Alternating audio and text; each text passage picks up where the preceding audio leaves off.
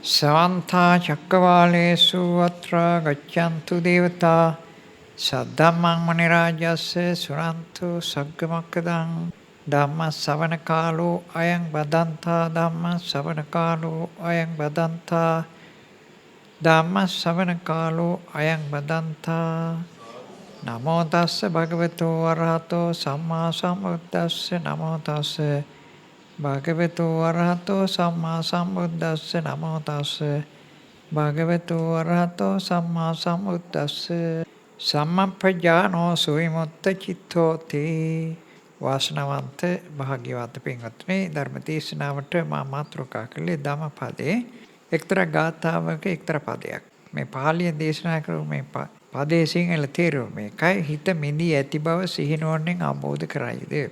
මේකයි මේ අදහස. මේකත් බුදු ශාසනය මේකෙන් අර්ථවත් කරනවා. ඒ කියන්නේ මේ බුදු ශාසනයේ තියෙන හිත මොදව ගන්න තමයි. ඒ මොදව ගන්න එක දැනගන්නටත් එක්තරා මාධ්‍යයක් තියෙනවා. ඒ මාධ්‍යයට තමයි අපි කියන්නේ සිහිනුවණ කියලා කිව්වේ සිංහලෙන් අපිට මේ පරිබාහිර වචන වලින් කිව්වේ. නව සිහිනුවණ කියන එක මේකයි කියන්නේ. නුවණ කියන එක ප්‍රඥාව, සිහිය කියන ඥානය. ඒක ප්‍රඥා ආලෝකයේ තුලින් ඥාණයෙන් අවබෝධ කරගන්නට හිත මිදිලා තියෙනවා කියලා. පෘථග්ජන උදෙවින් වන දෙවියන්, බ්‍රහ්මයන්, මාරයන්, මිනිස්යන් ඔක්කොම තිරසනුන්ට බෑ. ඒත් මේ අභ්‍යාසය කරන්නේ නැහැ. එතකොට ඒ ඇත්තට ඔය සිහිනුවණ කියන එක නැහැ. ඒ සිහිය ලබන්නට මාධ්‍යයකට වැටෙන්න ඕනේ. ඒ කියන්නේ ලෝතර බුදුරන් වහන්සේගේ මේ ආර්ය මාර්ග අභ්‍යාසයට ප්‍රායෝගික අභ්‍යාසයට වැටිලා ඒ අභ්‍යාසය කරනකොට තමයි ওই දෙක වැඩෙන්නේ. ওই සිහිය කියන එකට තව වචන පාවිච්චි කරනවා. සති කියලාත් පාවිච්චි කරනවා. එනස යෝනිසෝ මනසිකාරය කියලාත් කියනවා. දහම්මැස කියලාත් කියනවා. ඥානය කියලාත් කියනවා. අර වචන වඩන්න බෑනේ. සිහිය වඩනවා කිව්වට තේරෙන්නේ නැහැ. සතිය වඩනවා කියන සති කියන්නේ පාලි වචනයක්. තේරෙන්නේ නැහැ. යෝනිසෝ මනසිකාරය කියන තේරෙන්නේ නැහැ. ඒක පාලි වචනයක්. ඒකට තමයි හදලා තියෙන්නේ ඔකට සිහිය කියලා. සිහිය වඩන්න තේරෙන්නේ නැහනේ. අපි ඉතින් කියන්නේ යමක් අමතක වුණොත් මේකට සිහි නැහැ කියලා. ඒ වුණාට ඒක වැඩිමනේ. ඒකට කියන්නේ මතක නැති වෙන එක. ඒ මේ බුද්ධ ශාසනය කරන දෙයක් නෙමෙයි. බුද්ධ ශාසනය මේ අභ්‍යාසය තුළින් මතක් කිරීමක් කරන්නේ නැහැ. මතක තියෙනව අයින් කරනවා. අයින් කළා විශේෂ මාධ්‍යයකට අපි එනවාද? ඒකට කියන්නේ ඥාන මාධ්‍ය කියලා. ඉතින් මේකේ ගියන් පස්සේ මේ ඉස්සෙල්ලා ධර්ම දේශනා කළා මේකේ අභ්‍යාස කරගෙන යනකොට අපිට දැනීම හම්බෙන්නේ නැහැ. අපි යම් දේවල් දැනගන්නවා පෘථග්ජනවදීදී ඇහෙන් බලලා යම් දේවල් දැනගන්නවා. කනෙන් අහලා යම් දේවල් දැනගන්නවා. ඒ ශබ්ද ගැන. ඊළඟට දිවෙන් රස ගැන යම් දේවල් දැනගන්නවා. අහයෙන් අග්‍රහණ කරලා විශේෂ සුවඳ හරි ගඳ හරි මොනවා හරි දැනගන්නවා. කයිනොත් එහෙමයි. ස්පර්ශ කරලා ඒ වගේ සීතල උෂ්ණ කටුක බව එහෙම නැත්නම් රිදෙන ගතිය ඌරණ ගතිය ඕවා දැනගන්නවා. ඒව දැනගෙන මේ ලෞකික ජීවිතේ ගෙන යන්න උපයෝගී කරගන්න තමයි ඒක කරන්නේ. ඉතින් ඒකෙන් දුකක් විසක් සැපක් නම් වෙදින්නේ නැහැ. ඒත් මේ ලෝකෝත්තර මාර්ගයේ දැනගැනීම නැහැ. ඒ අපි දැනගන්නවා කියන්නේ යමක් ගැන මොනවා හරි දැනගන්නවනේ ඒකට කියන්නේ ඥාණයෙන් අවබෝධ කරනවා කියලා. ඉතින් ඒකට අපිට හම්බෙන්නේ අර එහෙන් දැකලා යම් කිසි දෙයක් දැකලා ඒකේ දැනගැනීමක් හම්බ වෙනවනේ. දැන් මේක ඇතුළේදී යමක් දැක්කොත් අපිට ඥානයක් පහළ වෙනවා.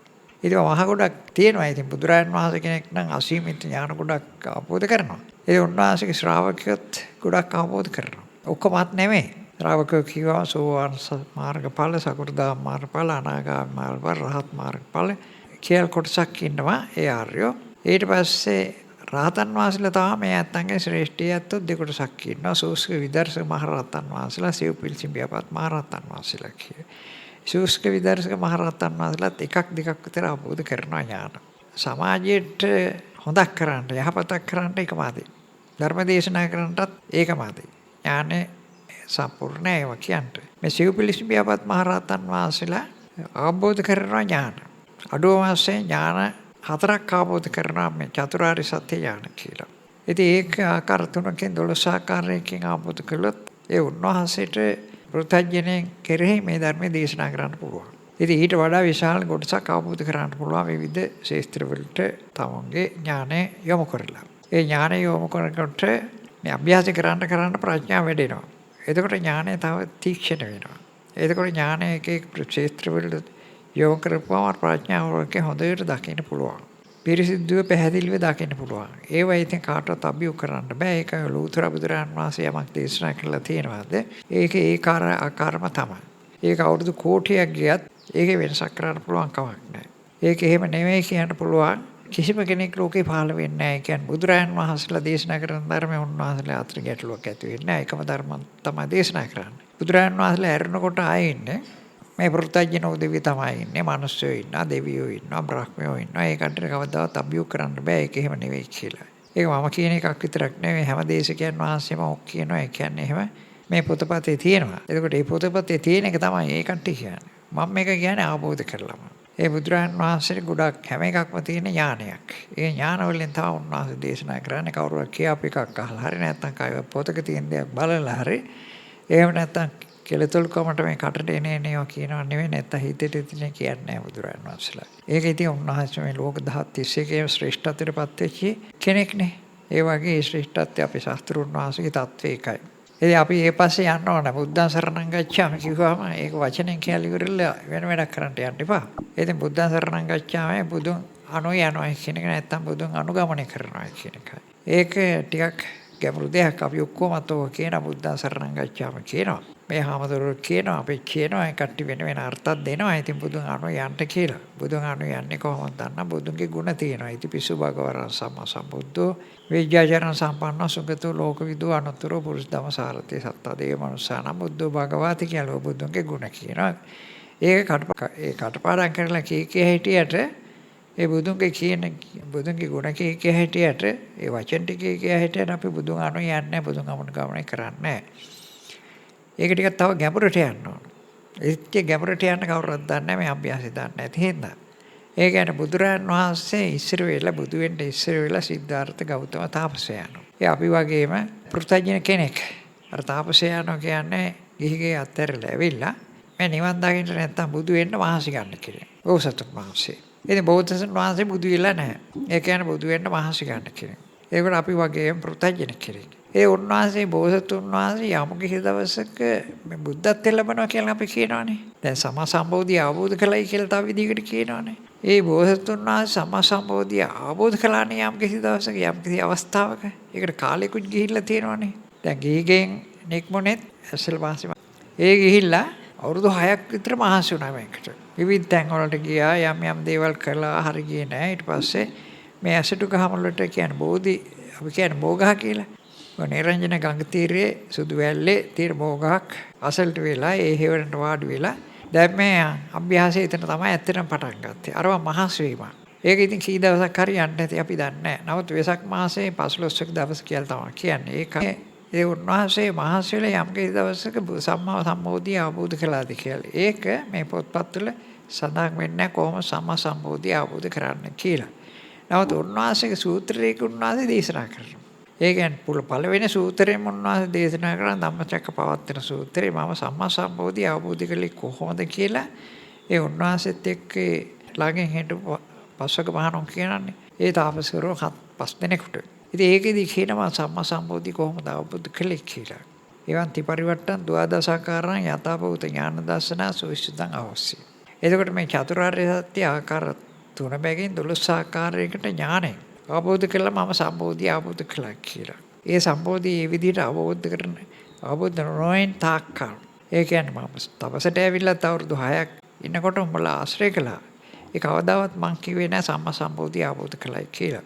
ඒ අවබෝධ කළාට පස්සේ තමයි දෙවියන් මරුන් බ්‍රහ්මයන් මිනිස්යන් එනේ ප්‍රජාවට මම ප්‍රකාශ කළේ මම සම්මා සම්බෝධිය අවබෝධ කළයි කියලා ওই සූත්‍රේ පාලි භාෂාවෙන් ලියලා තියෙනවා. එතකොට පැහැදිලිව උන්වහන්සේ කියලා තියෙනවා මම සම්මා සම්බෝධිය අවබෝධ කළේ එක සත්‍යයක් ආකාර 3 බැගින් 12 ආකාරයට ඥාණයෙන් අවබෝධ කරලා තමයි සම්මා සම්බෝධිය අවබෝධ කළේ කියලා. ඒක සම්මා සම්බෝධිය අවබෝධ කරන හැටි. එතකොට උන්වහන්සේ යම් කිසි මාර්ගයක් ගත්තානේ. ඒක අවබෝධ කරන්න චතුරාර්ය සත්‍ය අවබෝධ කරන්න නිකම්ම හම්බුන්නේ නැහනේ. ඉතින් යම් කිසි කාලයක් ගියා. එතකොට යම් කටයුතු ටිකක් කළා.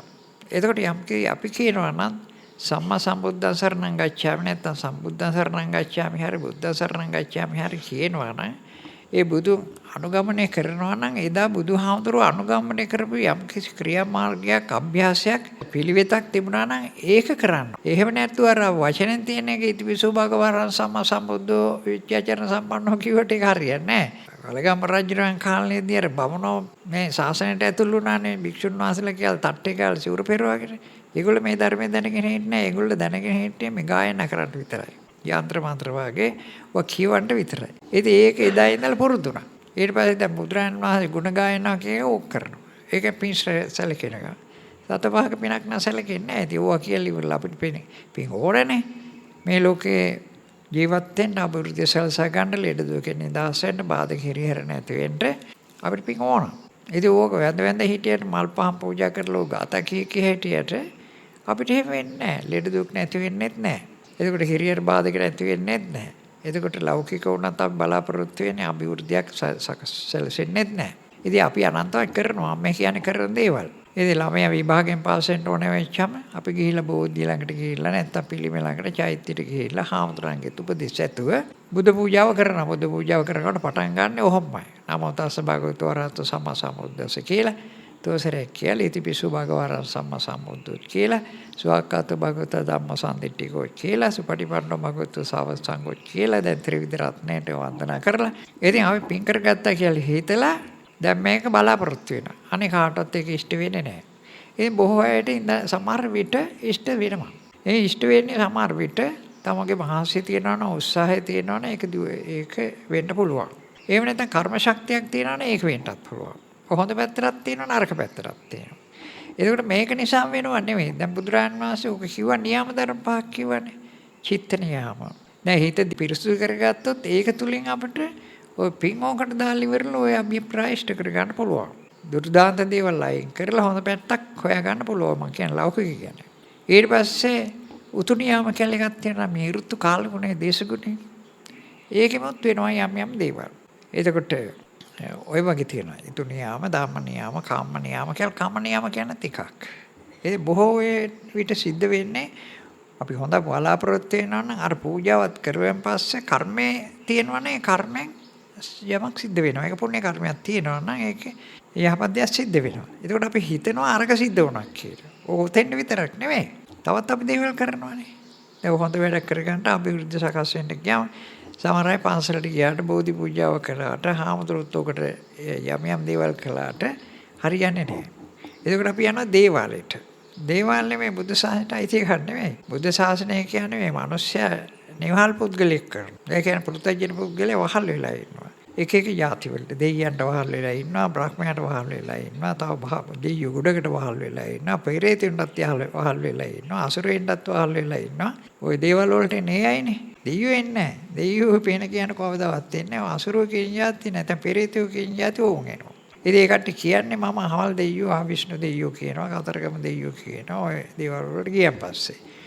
ඉතින් අපි ඒත්තන් බුද්ධ පූජා කරලා ඉවරලා ඒව බලාපොරොත්තු වෙනවා. ඒ බලාපොරොත්තු වෙන අර 100ට එකක් විතර ඉෂ්ට වෙන්නේ ඒ පූජාව නිසා නම් නෙමෙයි. මම ස්ථිරම කියන එක නිසා නෙමෙයි. ඒ ඉෂ්ට වෙනවා නම් තමන්ගේ පෙර පුණ්‍ය කර්මයක් පළ දීමක් වශයෙන්. ඒ වගේ අනිත් පැත්තක් තියෙනවා. ඉෂ්ට නොවනවා නම් ඒකත් බොහෝ විට අර දෙයියෝ මේ හෝනියම් කරලා නෙමෙයි. එහෙම නැත්නම් එයා සාප කරලා නෙමෙයි. එයාට පුළුවන් එකක් නෑ. අපේ පාප කර්මයක් නිසා ඒක වෙන්නේ පහළට වැටෙන එක. ඒ මේ අපි ඔක්කොටම ඔල්රෙඩි තියෙනවා. ඒ කියන්නේ පෘථජන ජීවිතය ගත කරනකොට ලෙඩ දුක් හැදෙනවා. කරදර බාධක හිරියර තියෙනවා. ඉතින් වයසටත් යනවා. ওই වයසට යනකොට තමයි ඒක වෙන්නේ. අවුරුදු 50කට කියනකොට මොන දෙන්න වෙනවා. අපි නොසිතූ දේවල් වලට මොන දෙන්න වෙනවා. සමහර විට අපි හොදක් කරගන්න කියලා තමයි යම් දේවල් කරන්නේ. කරලා ඉවරනාට පස්සේ අපිට ලැබෙන විපාකේ නරක දේවල්. ඔය විපාකේ නරක දෙයක් වුණාට පස්සේ ඒක යමක් කරන්න බෑ. ඉතින් විශේෂ දේවල් තියෙනවා. ඉතින් අපි ආශ්‍රය කරනකොට යම් පුද්ගලයොත් මෙහෙමත් තියෙනවා මේ ලෝකේ. ඒකත් එහෙම එකක් තියෙනවා. ඒකත් ඔය නියම ධර්මයකට අහු වෙන එකක්. ඉතින් අපි මේ ආශ්‍රය කරනකොට නෑදකම් තියෙන අම්මා තාත්තා ඉන්නවා. නැන්ද මාමා ඉන්නවා. බාප්පලා සීලව කටි නෑදව ඉන්නවා. ඒතකොට ස්වාමියා බිරිඳ ඉන්නවා. දරුවෝ ඉන්නවා. මොනපුරු ඉන්නවා. ඉතින් මේ කට්ටිය ඊටාම තුරුල් කරගෙන ඊටාම ළඟින් ඉන්නවා සමහර විට. ඉතින් ඔය කෙනෙක් නැති වෙනවා. නැතුණාට පස්සේ අර තුරුල් කරගෙන හිටපු එක්කෙනා ඒ ආසාවෙන් මැරුණොත් එහෙම වෙන්නේ මේකනේ. ආසාවෙන් බලවත් ආසාවෙන් මැරුණොත් නිරේට යනවා. එහෙම නම් අපිට කරදරයක් නෑ. සාමාන්‍ය ආසාවකින් මැරුණොත් පෙරේතෙක් වෙනවා. එහෙම නැත්නම් කුම්බාණෙක් වගේ දාක්කෙනවා. ඒ අතෙන්ට මේනවා ආශ්චර්යය. අර ආද්‍රේ කරපු තැනටම ඇවිල්ලා සමහර පුද්ගලයන්ට ආද්‍රේ කළා නම් ඒ අයට බැල්ම හෙලනවා. බැල්මෙල්ල ඒකට යන්නේ එන ගමන් බිමන් අරවා මේකට හොඳ මිනිස්සු නෙවෙයිනේ. දැන් අපි යනකොට ඒ කට්ටිය පාර දිහා බලනවා නම් අපි දිහා බලනවා නම් අපි බලාපොරොත්තු ඉෂ්ට වෙන්නේ නැහැ. ඒකට පහත් මිනිස්සු. මොකද මේ අපේ බත් කන මේසු අපි අය හොඳට අඳින මේසු පෙරේතයෝ අඳින මේසු නේ ඒකට මල මුත්‍රා කෙලසෙම් සොටු අනුභව කරන අය. නමුත් අර ලෝභය නිසා අර ස්ථානේ පහළ වෙලා එක්වර පුද්ගලයොත් එක්ක යම් කිසි සම්බන්ධයක් තිබුණා නම් දරුවෝ එක්ක දරුවන්ට අරක වෙනවා. ඒකට එහෙම දෙයක් වෙනවා. එහෙම නැත්නම් ස්ථානේ යම් කිසි අචේතනික වස්තු තියෙනවනේ ඒවට අවශ්‍ය කරනවා. ඉඩමට, ගෙදරට, හිටපු කාමරේට, ඇඳට, ඔය වගේ පිඟානට, ඕවට මේවට. ඒව කරපුවම එතෙන්යි ඉපදිනවා. එතන ඉපදිලා කලබල කරනවා. මේ නරක මේස කොමාරි ඕතෙන් වල ඉපදුනවා කලබල කරනවා. දෙයියෙක් මෙහෙ ඉපදෙන්නේ නැහැ කොහොමදත්. එයාට තියෙන වෙනම දිවි ලෝක. ඒකට එන්නේ නැහැ මේ මනුස්ස ලෝකෙට මිනිසුන්ගේ හිරිහැර කරදර ඒවට निराකරණය කරන්න හරි ඒවට අපල කරන්න හරි ඒකට එන්නේ. ඒකට සැප විඳිනවා. ඒකට බලාපොරොත්තු වෙන්නේ සැප වෙන්දින කරගත්තු පින් මාදි කියලා හැම වෙලාවෙම. ඒ කියන්නේ තව වැඩියෙන් කරගත්තා නම් මහේසාක්කිලීලාවෙන් එන්න පුළුවන්. දිවි ලෝක හයක් තියෙනවානේ. දැන් 15 එකේ චාතුර් මහරජාගේ ඉපදුනන් පස්සේ අනේ මම තව ටිකක් පින් කරගත්තා නම් තව තියෙන සිට යන්න පුළුවන්. ඒකවල දෙගුණයක් මේ සැප විඳින්න පුළුවන්කම තියෙන ඊට වඩා. තව ටිකක් පින් කරගත්තා නම් යාමයට යන්න පුළුවන්. ඔන්න ඔය වගේ හැමකින් තමයි ඒ ඇයිද තියෙන්නේ. ඉතින් එහෙම තිබුණා මෙහෙට ඇවිල්ලා අපි ගැන හොයන්නේ නැහැ. ඒ කියන්නේ හැමෝගෙම මේ භවයෙන් ඒක වැහෙනවා. නමුත් ඒ කට්ටිය දකිනවා. සමහර අය ඔය වාතික උපදින දෙවියෝ බ්‍රහ්මයෝ වගේ අය ඒව දකිනවා. පෙරේතයෝ දකිනවා. සමහර අසුරයෝ දකිනවා. ඒ නිර්සත්තුන මෙහාට එන්නේ තිරසන දකින්නේ නැහැ බොහෝ. ඒකට ඉවක් තියෙනවා සමහර විට. ඒක තමයි අපි දේවල් වලට ගියන් පස්සේ පෙරේතයෝ ඇවිල්ලා අපි යම් ප්‍රශ්නයක් ආවම මේකට කිරි ගහට යනවා වගේ කියනවා. ඒ කියන්නේ ඒකට නැවිදින්න පුළුවන් අපිට පේන්නේ නැතුව. එතකොට ඒවා බලාගෙන ඉන්නවා. අපිට බලාගෙන ඉන්නවා අපිට පේන්නේ නැහැ ඒකට. ඒකට ආපෝතේ යෝයි අපිට පේන්නේ නැහැ. ඉතින් මේ පුද්ගලයා මේකේ බලාගෙන ඉන්න මේ හොරකමක් කරපුවා හොඳට ඒක බලාගෙන ඉන්නවා. දේවල් වලට ගියන් පස්සේ අර පුද්ගලයා එතන පේන්නේ හිටලා හොරකම් කරපු එකයි කරපු හැටි ගියතරි ඔක්කොම කියනවා. අපි කියනකොට කිරි ගහට යනවා වගේ හරියට පේන කිව්වක් කියලා. එහෙම කරනවා. නමුත් මෙයාට කරන්න පුළුවන් දෙයක්. මෙයා හරි දුර්වලයි. අර අපිට යන්නේ පයින්නේ. මෙයාට යන්න පුළුවන් පයින් නැතුව මේ පොළවේ යන්න නැතුව යන්න පුළුවන්. ඒකයි යට කරන්න පුළුවන්. වේගෙන් යන්න පුළුවන්කම තියෙනවා. මෙතනින් චුත වෙන්න පුළුවන්, යන්න පහළ වෙන්න පුළුවන් විශාල තැනක. ඒ අර දෙයියන්ටත් එහෙම පුළුවන්. දෙයියෝ අපිට උදව් කරන්න දෙන්නේ නැහැ. මෙන්න මේ අය උදව් නම් කරන්නේ නැහැ කොහොමද? ඒ ඇවිල්ලා අපට උපද්‍ර කරනවා. ඒ සමානට අපේ වැඩ කරගෙන යන්නත් බෑ. කරගෙන යන්න බෑ. කියන්නේ විශේෂයෙන් මෙන්න මේව තියෙනවා කට්ටිය. ඕක කට්ටිය වැහිච්චා ඉන්නවා. මම දෙසරයක් මේ ජීවිතය තුළදී එහෙම අවස්ථා දැකලා තියෙනවා. ඒ කියන්නේ බලවත් අයත් ඉන්නවා. ඒ කියන්නේ අපුරු අය. සමහර අය දුර්වල අයත් ඉන්නවා. ඒ දුර්වල අය ඇවිල්ලා ඔය පෙරේතයෝ වගේ අයත් ඉන්නවා. සමහර අසුරයෝ වගේ අයත් ඇවිල්ලා ඉන්නවා. අසුරු ටික බලවත්. ඒකට යක්ෂයෝ වගේනේ. ඒකට හානි කරනවා. ඒ අපේ මේ ලෞකික ජීවිතේ ගත කරනකොට අපි වැරදි විදිහට ජීවත් වෙන එක.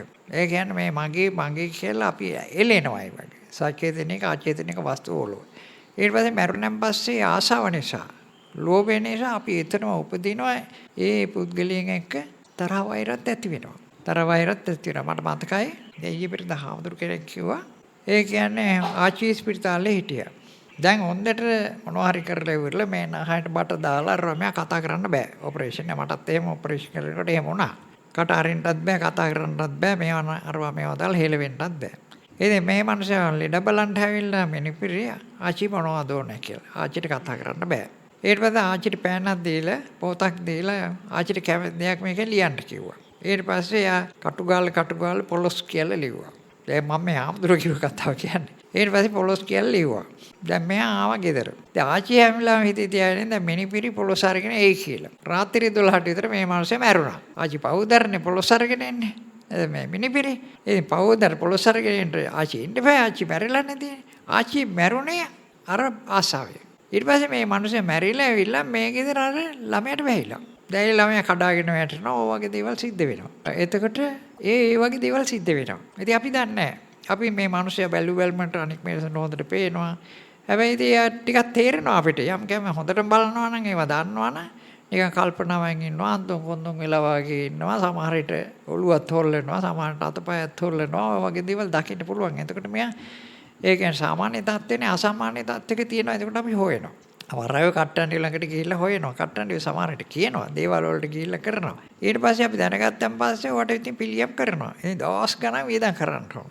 අදනම් එහෙම තමයි. ඒකට ඉතින් මාත් මුචි කාලේ මම දැකලා තියෙනවා. ඒ කියන්නේ අප නූලක් බඳිනවා කියන්නේ ඒ වෙලාවට ඒක බැඳලා ඊට පස්සේ තොইলයක් කරනවා. බාලි හරි එහෙම නැත්නම් පිදේනි හරි ඔය ඉතින් අර මිනිස්සයාට යම් කෙනෙක් දීලා ඉවරලා නිදහස් වෙනවා. එහෙම කරන්නේවා තියෙනවා. ඒක ඉතින් එහෙම වෙන්නත් පුළුවන්. යමක් බලාපොරොත්තු වෙන අපි යාට දීලා ඉවරලා පිටක් කරන්න පුළුවන්. එහෙම නැත්නම් මේ සදාකාලික අරමුණට කරදර කරනවා. එතකොට වෙන්නේ මොකටද දන්නවද? මේ පුද්ගලයාට මේක තියෙන තාක්කල් ආශ්‍රය කරන පුද්ගලයෝ සමහර විට අර මූඩ්ස් වෙනස් වෙනවානේ.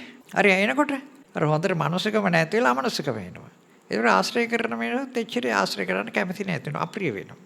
ඉතින් මේ සමාජයම කොහොම වෙනවා? ඉතින් මේ සමාජ ජීවිතේ හිරියර බාධක කරදර වලට පොණ දෙනවා. ඒක ඉතින් එයාගේ වරදක් නෙවෙයි ඇත්තටම. අර තියෙන බැඳීම් නිසා. බලවත් බැඳීම් වලට දෙන්න එපා. මම පත්තරේ දැක්කා එකක්. පුංචි ළමෙක්. ඒත් ඔය හාමුදුරු කෙනෙක් කිව්වා ඒ කතාව ටීවී එකෙන්. ඒක කිව්වේ ඒ කියන්නේ ආච්චි කෙනෙක් ඕවාගේ අවුරුදු අර පුතා වාගේ පොඩි එක්කෙනෙක් ඊටත් වඩා පොඩි එක්කෙනෙක් අල්ලගෙන එයා බලාගෙන හිටියා. ආච්චි හරි ආදරේ මෙයාට. ආච්චි මැරුණා. මැරුණාට පස්සේ ආච්චි එනවා මේ පුතා බලන්න. ගලන්ට එනවා ගෙදර මිනිස්සු දැනගත්තා මහා මිනිස්සු. ඉතින් ඒ වුණාට වරක් දෙකක් දොරවල් ඇරලා තිබුණා. ඊට පස්සේ මෙයා දොරවලට අගුල් දාලා ළමයා තනි කරලා හිටියා. කොහොමවත් දවසක් බලනකොට ළමයා නැහැ. දොරවල් ඔක්කොම ඇරලා මෙයා අගුල් දාලා තිබුණා. ඉතින් මේක හොයාගෙන ගියාම පුතා ඉන්නවා සෝහම් බිමේ මැරිලා. ඒක භයානක දෙයක්. ඒක පොඩි එක්කෙනා අරගෙන ගිහිල්ලා ඒ යක්ෂණියක් වෙලා අරගෙන ගිහිල්ලා ආදරයට අරගෙන ගිහිල්ලා ඒ මැරිලා. ඒකට එතක ජීවත් වෙන්න බෑ ළමයින්ට. යක්ෂයෝ ජීවත් වෙන්නේ දන්නවනේ. බත් කාලා නෙවෙයි ජීවත් වෙන්නේ කොහොමද? එහෙම දේවල් වෙන්න පුළුවන්. ඒක නිසා අපි ඉන්නකොට මේ ලෝභයෙන් බලාපොරොත්තු වෙන්න එපා. එතකොට පින් කරන්න. පින් කරලා ඒකේ ආශිර්වාද ලබා ගන්නට. තමන්ටම පුළුවන් මේක. තමන් ඇත්තටම පිනක් කර ගන්නවා නම් මේ පින් කරන ක්‍රම තියෙනවානේ. ඒ කියන්නේ අපිට දන් දීලා පින් කර ගන්න පුළුවන්. සිල් රැකලා පින් කර ගන්න පුළුවන්. එතකොට ධර්මයේ දේශනා කරලා හරි අහලා හරි පින් කර ගන්න පුළුවන්. ලේසියෙන් කරන්න පුළුවන් ඒක. තව තියෙනවා. ඒ කියන්නේ භාවනා කරලා මහත්ඵල මානසංශ පුණ්‍ය ධර්මයේ රැස් කර ගන්න පුළුවන්. ඉතින් ගොඩක්නේ මහත්ඵල මානසංශ කියන්නේ බරපතල පින්. දැන් ඒ වගේ තියෙන හොඟක් හරි දන් දෙනකොට ලෝතර සම්මා සම්බුදුරන් වහන්සේ ඇතුළු සිවණක් පිරිසට දන් දුන්නොත් ඒක තමයි විශාලම දානය. ඒ දානේ මොකක් කාර්යශාස්ත්‍රය තියෙන එක. ඊළඟට ඒක 3ට 4ට ගේනවා. ඒ කියන්නේ ලෝතර බුදුරන් වහන්සේ ඇතුළු සිවණක් පිරිස තෙවණක් පිරිසට එනවා. තෙවණක් පිරිස කියන්නේ භික්ෂු භික්ෂුණී උපාසක උපාසිකා කියන කාට සමාට උපාසිකා නැතුව අනිත් තුරට. එහෙම කොහොම කාර්යය දෙකටත් ඇවිල්ලා එකටත් ඇවිල්ලා ලෝතර බුදුරන් වහන්සේ ඇතුව ඔය එක පිරිසක් හිටියත් ඒක සාංගික දානය සාංගික දානය ආනිසංස වැඩි. බුදුරන් වහන්සේට දෙන දානය මහත්ඵල මානසංස ඒක පුද්ගලික දානය. ඊට පස්සේ පස්සේ බුදුරන් වහන්සේට දෙන දානය පුද්ගලික දානය මහත්ඵල මානසංසය. දාන කියන අඩු මේවා. ඊළඟට රහතන් වහන්සේට දෙන දානය ඒක ආනිසංස වැඩි. ඊට පස්සේ රාත් මාර්ගයේ ඉන්න අනාගාමී ඵලයට ආපු එක්කන අනාගාම මාර්ගයේ ඔහොම මේ නවලෝකෝත්තර ධර්ම වලට පැමිණි ආර්යයන්ට දෙන දානය මහත්ඵල මානසංසය. ඒ දාන වාසය. මේ ආයත සම්බන්ධ වෙලා ධර්ම දේශනා කළත් මොනවා කළත් මේ ආර්යයන්ට සම්බන්ධ වෙලා මහත්ඵල මානසංශ පින් ලැබෙනවා. ඒක පොතපතේ තියෙන සූත්‍රවල තියෙනවා. ඒක මාත් දකිනවා. ඊට පස්සේ අපිට තවත් දෙන්න පුළුවන් කට්ටිය ඉන්නවා. ඔය අයට කියන්නේ බුදුරන් වහන්සේ කෙටි කරලා කියන සමන බ්‍රාහ්මණ කියලා. එතකොට ඒ බුදුරන් වහන්සේ ළඟ නෙමෙයි සමන බ්‍රාහ්මණය. මේ සමන බ්‍රාහ්මණයෝ නම් නිවන් දැකම මහත්ඵල මානසංශ පුණ්‍ය ධර්මයි. අනෙක් සමන බ්‍රාහ්මණයෝ තින්නවා. ඒ කියන්නේ සෝවන් මාර්ගයට ආපු එක්කනට පල්ලෙහෙන් ඒ කට්ටිය. ඒකට ඉරිසිවරු කියලා කොටසක් ඉන්නවා. ඊට පස්සේ සිල්වත් කොටසක් ඉන්නවා. දුසිල්වත් කොටසක් ඉන්නවා. ඊට පස්සේ තියෙනවා තිරසන්නු කියලා. මේ ඔක්කොටම දෙන දාන දීපම් පින්. ඒ ඔක්කොටම දීපම් පිනක් සිද්ධ වෙනවා. නමුත් මහත්ඵල මානසික පින් රැස් වෙන්නේ මේ සෝවන් මාර්ගයට ආපු ආර්යගේ ඉඳලා තමයි ඉහළට යන්නේ. ඒක වර්ධනය වෙලා යනවා. ඒකෙන් අපිට හුඟක් දේවල් කරගන්න පුළුවන්. එතකොට දාණයෙන් කරන දේවල් ඊටම අඩු පින්. ඊට පස්සේ මේ දානත් තියෙන 3 වර්ගයක්. ඒ කියන්නේ දාන කිව්වම අපි කබලිකාර දාන දෙනවනේ. දැන් මේ අද දවල්ට දෙන එක, උදේට දෙන එක, අර ගිලන්පස්සේ දෙන එක, මේ ආර්යයන්ට දාන දෙන එක මහත්ඵල මානසංසයි දාන. හැබැයි ඕක 15 පින.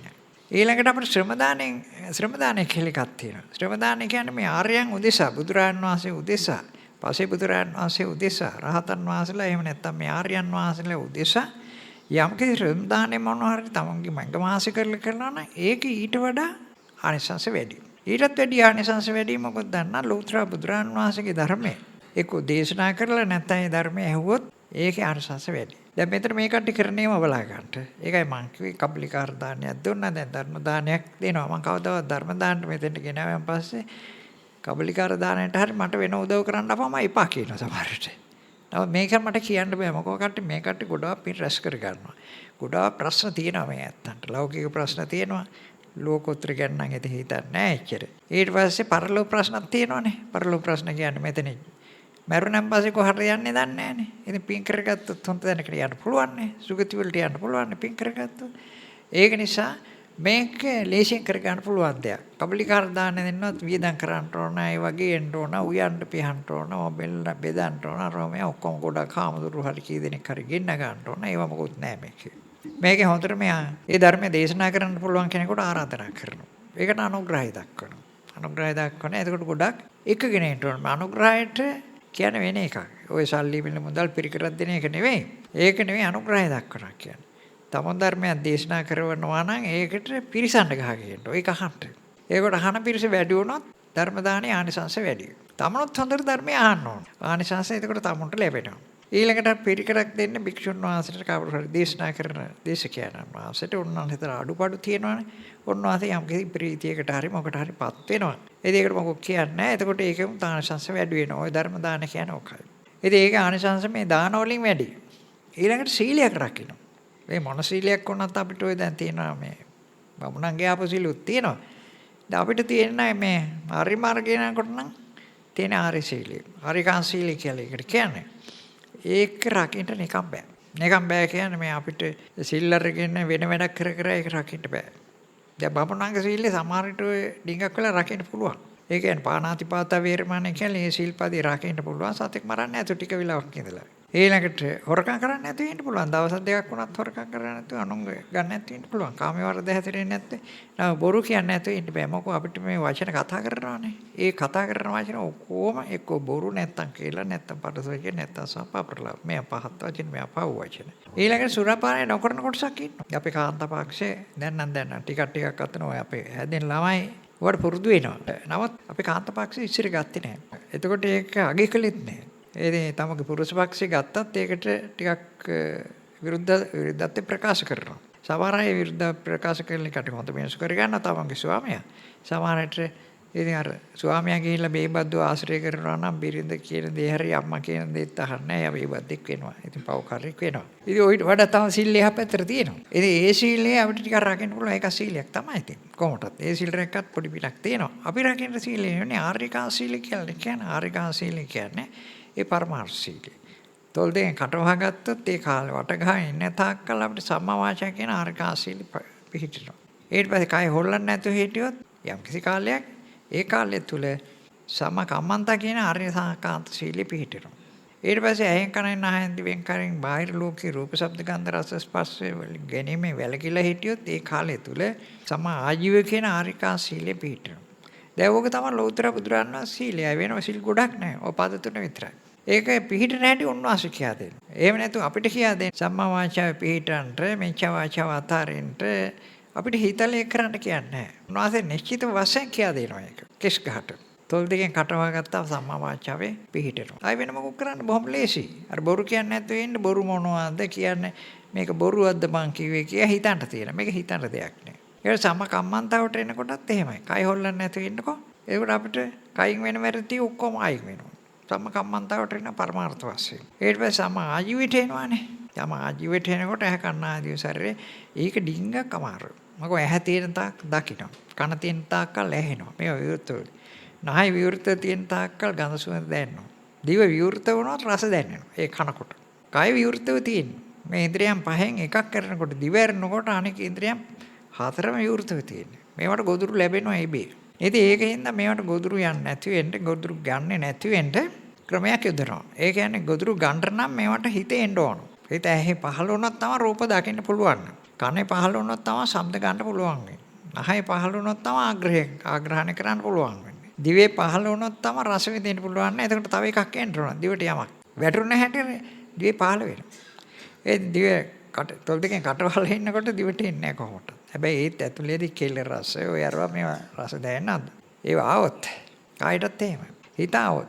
ඉතින් හිත ගත්තොත් අපි වෙන වැඩකට මේ පහ නිදාස් වෙනවා. එතකොට අපි ආර්යකාන්ත ආජීව සීලේ පිළිහිටනවා. එතකොට ওই සීල් තුන පිළිහිටපුවම ඔකට කියනවා ආර්යකාන්ත සීලේ පිළිහිටියු කියලා. ඒක සාමාන්‍ය විදිහෙන් කරන්න බෑ. ඒක අපිට තේරෙන්නේ නැහැ නේ කරන්න කිව්වට. අදත් එහෙම තමයි. ලෝභය නැති කරගන්න කිව්වා අපි දන්නේ නැහැ. අපිට කියා දෙන්නෙත් නැහැ. කියන මිනිස්සයා ඒ දේශනා කරන මිනිස්සයා ඒක කරන්න දන්නෙත් නැහැ. අහන මිනිස්සයාට ඉතින් කිව්වට කරන්න දන්නේ නැහැ නේ. දන්නේ නැති දේවල් කරන්න බෑනේ. අපිට කිව්වට මොකද දන්නවද? දැන් ආහාර එහා කන්දට යන්න අහසෙන් කිව්වට අපි යන්න දන්නේ නැහැ නේ.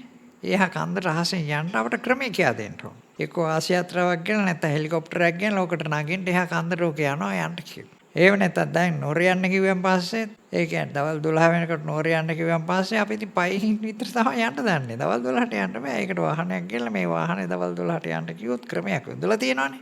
අපි ඒක කිව්වොත් නෑ යන්න පුළුවන්. නැත්තම් අපි අභිමතාර්ථේ සිද්ධ වෙන්නේ නැහැ. නෑ බුදුරන් වහන්සේ එහෙම කියන්නේ නැහැ කවදාවත්. ඒ කියන්නේ අහවල් තැනට යන්න කියලා කියන්නේ කිව්වට ඒකට ක්‍රමයක් යොදලා දෙන්න. කෙස් ගන්නම ක්‍රමයක් යොදලා දෙනවා වරද්දක් නැතුව.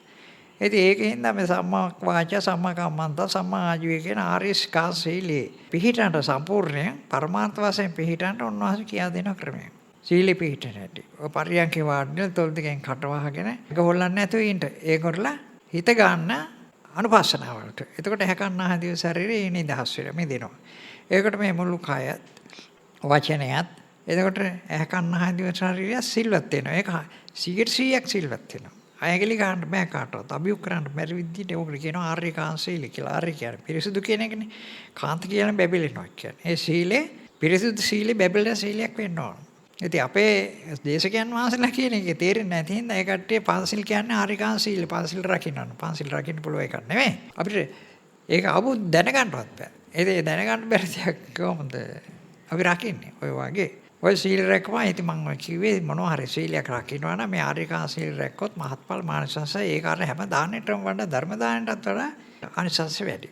ඊළඟට සීල භාවනා කියලා තියෙනවා. දැන් භාවනා කියන්නේ මේකයි. මේ හිත වඩන්ට. හිත වඩන්ට නම් රූපෙන් අයින් කර ගන්න. අයින් කරලා ඒක පිරිසිදු කරන්න. ඒක වඩා පිරිසිදු කරන්න. රූපෙට එන්නෙම නැතුව පිරිසිදු කරන්න පුළුවන් නම් කලකිරලා ඒක පිළිකුල් කරලා එන්නෙම නැතුව ඒක නිදාස පිළිකුල් කරන්න පුළුවන් නම් හිත හොඳටම වැඩුවා.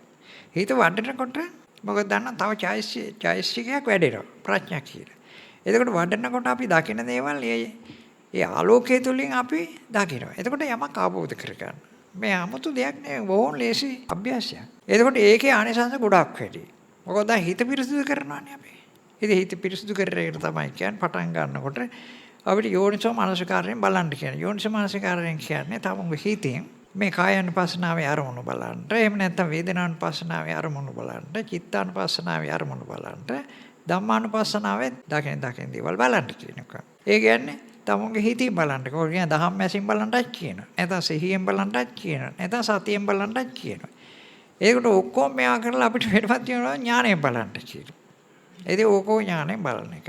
ඊට පස්සේ ටිකක් කල් ගියන් පස්සේ ඊට පස්සේ සති සම්පජාඤ්ඤයන් කියලා මෙහෙම එකක් තියෙනවා. ඒ කියන්නේ මුලින් අපි යෝනිසෝ මානසිකාරයෙන් බලන්නේ. දැන් ඥාන මාර්ගයට ගත්තා.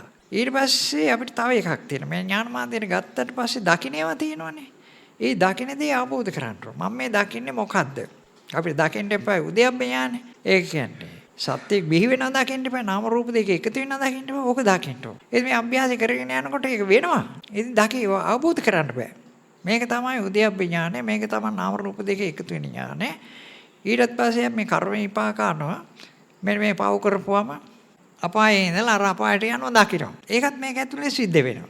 ඒක අපි දකිනවා. ඉතින් ඒක අර විදිහට ආબોධ කර ගන්න ඕනේ. ඒකට කියන්නේ චුතූපපාත ඥානය කියනවා.